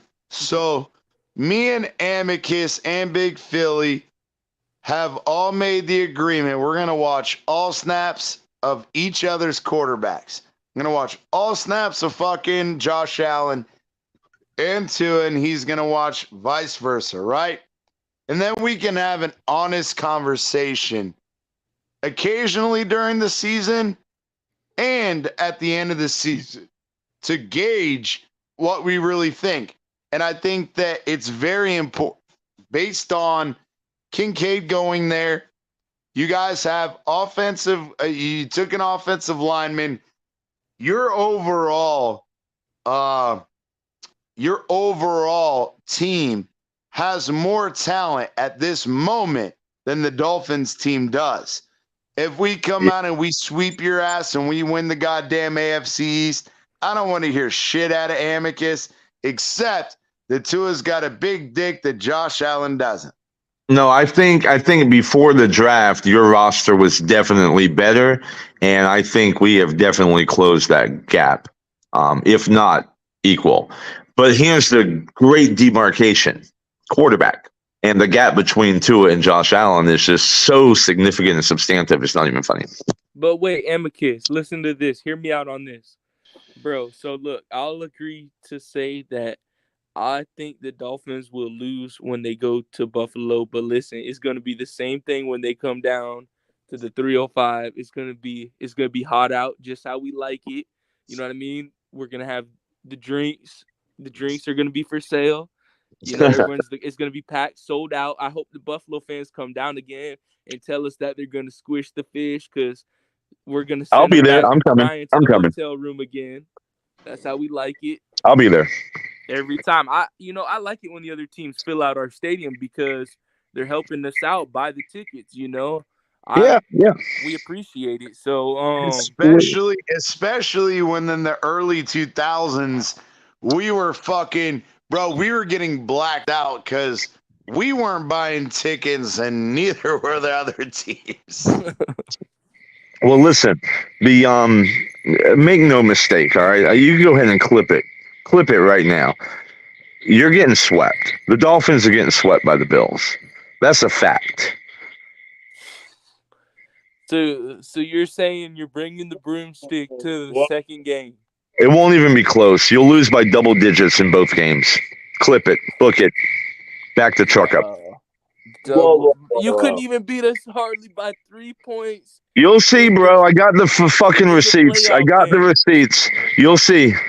Hey, he said he has Dorian Williams and Kincaid now, and he's got his fucking guard. He thinks that they're infallible now. No, I thought we were going to sweep y'all before this. He still doesn't recognize that Josh Allen is largely inaccurate. He's a terrible fucking quarterback. He only makes largely inaccurate. Okay. To run. CT. The separation and completion percentage is 1% and you just use the word largely inaccurate. If Josh is largely inaccurate at 63%, what is Tua at 64%? Be careful with your words. Be careful with your words. Again, the misses of Tua, versus 20-yard misses of Josh Allen. Hey, wait. CT and Amicus, man. What I think Tua threw more long balls than Josh Allen. Okay, I'd like to see that stat. Yeah, bro. I think that with having Tua on the Dolphins, bro, and Josh Allen on the Bills, and Aaron Rodgers over there in New York, I think one of the three teams in the AFC. Besides, because I already think the Patriots aren't gonna have the big uprise, but I think one of us three, is going to pull Broncos and have a fall, bro. Because there's always one of those teams that, or two or three teams that do that, like Broncos or Arizona, where you have a good team, but it's just the NFL, and some teams crumble under the pressure, bro. I think you're 100% right, and I've been saying it for months now. I think it's the Dolphins. I think you're going to start the season 2-6. 2-6. Know who it is. But I'll tell you right now, if we go 2-6, if we go 2-6. Don't say it, CT. It's a real possibility. Don't say it. I will become a Bills fan because it's not going to happen. You fucking heard it here on MFTN. I got the receipts. Fucking clip it. Dude, you keep saying you got the receipts. Just like Amicus said. Just like Amicus said. The receipt was just printed 5 seconds ago, bro. Did you hear what he said? 2-6. Welcome to Bills Mafia. I will. And just like the other night, you Where did told we get me 2-6? that if you guys lost more than 6 games, that you'd be a fucking Dolphins fan. No, I never said that. 6 games?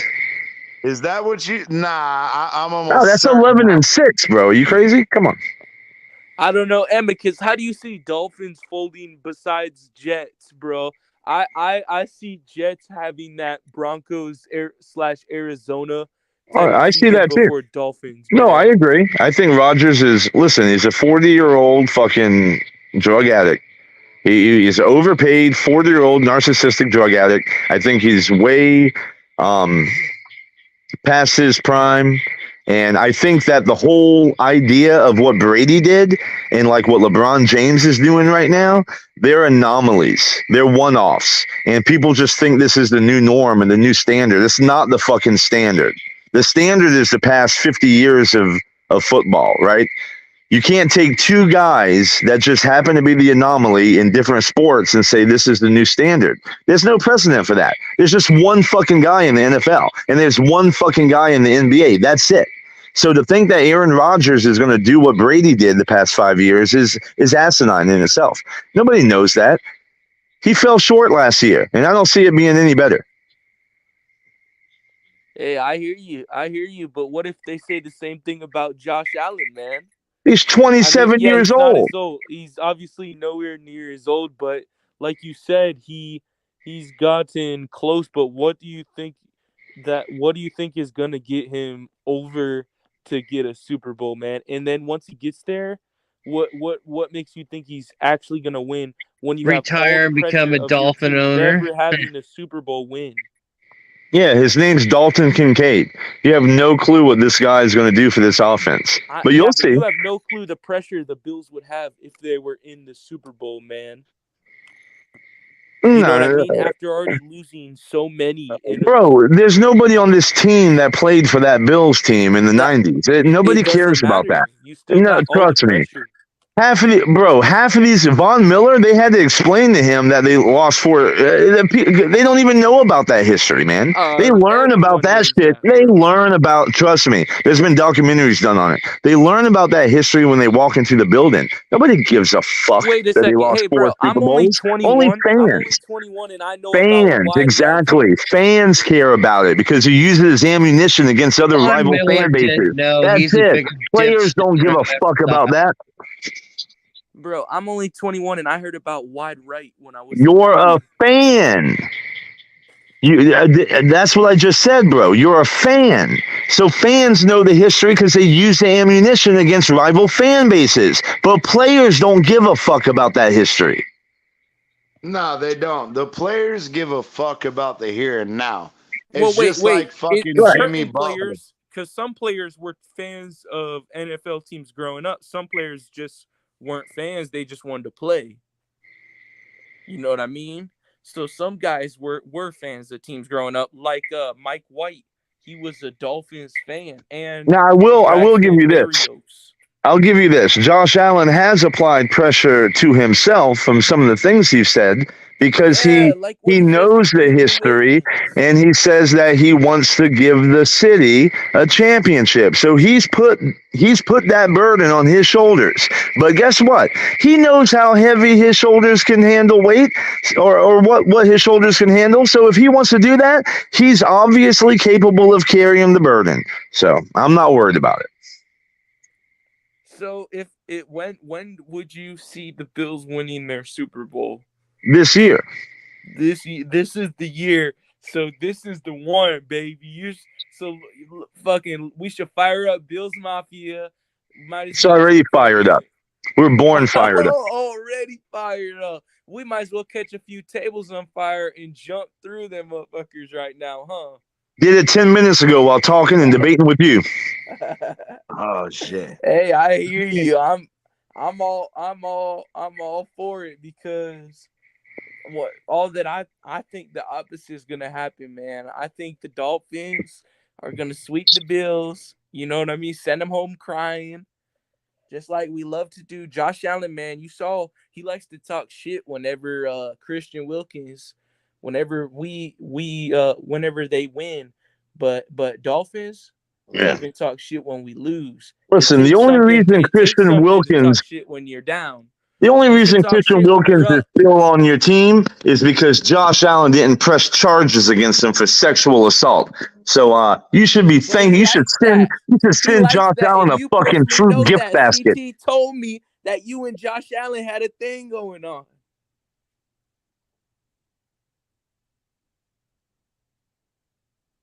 Should be thanked. Send him a fucking gift card. Thank him. I mean, hey, it doesn't matter because Josh Allen is grabbing the nutsack of his center every game, too. We're lucky he didn't send a sexual harassment suit, too. So. Oh, no, Ramsey could say the same thing to Josh Allen because Josh Allen teabagged him. So, I mean, there you go. Ramsey intercepts Josh Allen 3 times. Bro, don't go. Listen, if you know anything about the history of the Bills and Ramsey, no. If you know about the history, you wouldn't even bring up Ramsey because Ramsey gets cooked by Allen and Diggs. He gets cooked. You want me to give you the stats? And don't bring up Fangio either because Josh Allen cooked his ass as well in 2020 with the Broncos, 48-19. 350 yards, 4 total touchdowns. So you got to be careful on what you say. Let's just keep talking about him as your yards for your quarterback keep going down the last 3 years, and the touchdowns keep going down incrementally each year. Incrementally, well, yeah. Well, you mean those 3 years that are all statistically better than Lamar Jackson's 1 MVP year? Yeah, great stat, Green Rat. Boy, y'all are batting 1,000 tonight. Let's go. 36. Let's go. Or no, 36, 35, 34, so probably 33 or so this year. Probably going to be barely getting about 4,000 yards. Those are the stats. You didn't educate the panel? Shame on you. Which part? Oh, so I got to educate everybody about Well, I mean, you should at least let them know that debating me on Josh Allen or the Buffalo Bills or any of these crazy statistics is probably not a good idea because you're going to get fucking is my stats wrong? Bro, I just told you to pass. You want to talk past 3 years? You want to go there? Let's go there. Who has more total touchdown passes in the past 3? No. Tell me. Who has more total touchdowns in the past 3 years? Let's see. Touchdowns. Okay. That's Josh Allen. 2020 was 37, 36. No, it's 130 to 124. Mahomes is second. In 2022. So we're going to get about 34. Yardage was about 45. Now it's down to 44,000 or 4,400 in 2021, 2022, 4,200. So we're looking at 4,000, maybe 4,100 if it keeps on the trends that you love to talk about. Well, so where's he going? Where does he get better? Oh, you tell me when you're. How about? I can't see it in the stats. I'm all ears, bro. You just tell me when you're done. I'm done. Okay. So that trend you're talking about, does that include the last 2 years where he's had 5K total yards back to back? Or how about the last? No, that's not hold what on. the stats Am say. I allowed? I'm going right back to it. I mean, what are we doing here? Let me repeat it. This is a debate. You say something, yardage, I say something. 2020 yardage, 4,544 yards. 2021, 4,407 yards. 2022, 4,283 yards passing.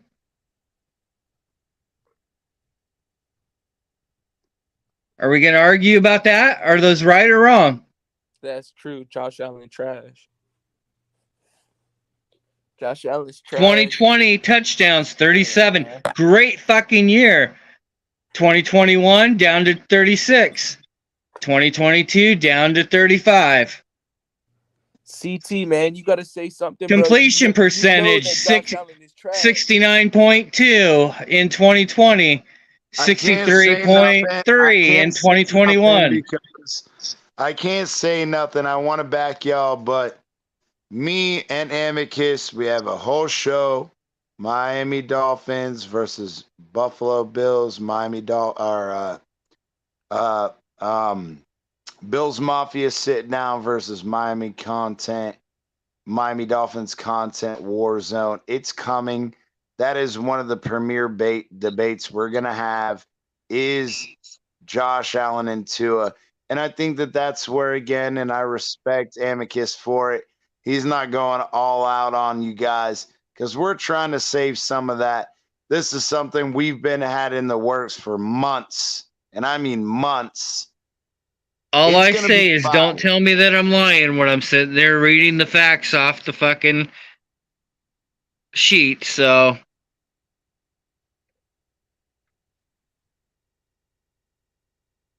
Hey, I hear you, man. I'm hoping this year I can celebrate, with the shoey after we whooped Buffalo this year, because last year it was great. Man, I was so happy when I saw Buffalo trying to get down to spike the ball, and they were just scrambling around looking like scared puppies in a cage, I was like, what's going on here? Well, that's because they are. They're scared. The Buffalo Bills are scared of the Dolphins. That is clearly evident. See, I thought so. I really did. But now you confirmed it for me. It's confirmed. It's confirmed. Yeah, now he's gaslighting you, brother. But I love you boys. It is 12 midnight. I am going to let y'all go. We're going to end the show. I know Amicus, he's going out. Hey, congrats to the Lakers. I hope you guys make it on. Yeah, the Heat Show here on Miami Fan Talk Network. Hit it up. We are going to be doing some shit on fucking Sunday, 1 o'clock, ABC, Knicks Heat. There will most definitely be a show we are going to be doing. It's not live play-by-play. Go check out our 2 previous shows. We don't do play-by-play in the same sentiment that you guys are used to. We're going to talk the game as it's happening, but we also talk other shit. We're not going to bore you to fucking death with the same shit you're watching on TV. We give additional context. Our fucking content, our debate, our back and forth is what sets us apart. Amicus is key in that. Please, again, I'm going to bring it up one more time. Wait, CT, my bad. I'm sorry, bro, because you said you were going to bring it up. My bad. Could you please bring up one more thing for me? I just have to bring it up because I've been holding this in the whole time. I haven't been able to talk too much, but I just wanted to say that I am officially your daddy in Madden because I've never lost to you 7-0. That's it. Sorry, we could continue. I just had to say that, fellas. So anyone else that doesn't know that's on the panel, just had to inform you that. Colin's talking about something that happened 4 months ago during a 1-month period that I got the game and a bunch of other fucking people were playing the game, and I whooped the shit out of all of them too. That yes, in a 1 month period. I lost some games to him. I haven't played Madden in fucking 6 years. And I just happened to fucking get another one and said, hey, let me pick it up and try it out. And that's fine. I don't give a shit. But I give respect to Colin. The point is I brought it up again. It's in the chat if you haven't. Like and sub to fucking Bills Mafia Sit Down. Amicus is the boy. He's always bringing great conversation, whether y'all like it or not. You like to argue with him, so give him the goddamn respect. Go fucking like and sub at his channel. He's got plenty of great content coming out. He's starting himself up. Miami Dolphins content. Please check it out. We're doing the same shit. Warzone is coming. We got heat shit on this channel. Bro, content is coming at you from every fucking direction. Check it out. Check that out. Like and sub for everything. We're bringing you guys content wall to wall. So check it out. Appreciate you guys. Thank you guys for coming out. Everybody, Todd, everyone. I don't want to forget anybody. Green Rat. You know, hey, even the fucking racist fucking fucks who were trolls. Hey, you came and gave us views. So appreciate it. You may have given us thumbs down, and that's okay, because it's still interaction with YouTube. Don't give a fuck. Appreciate you guys coming out. Hit us up. See us next time. Don't miss it. Peace.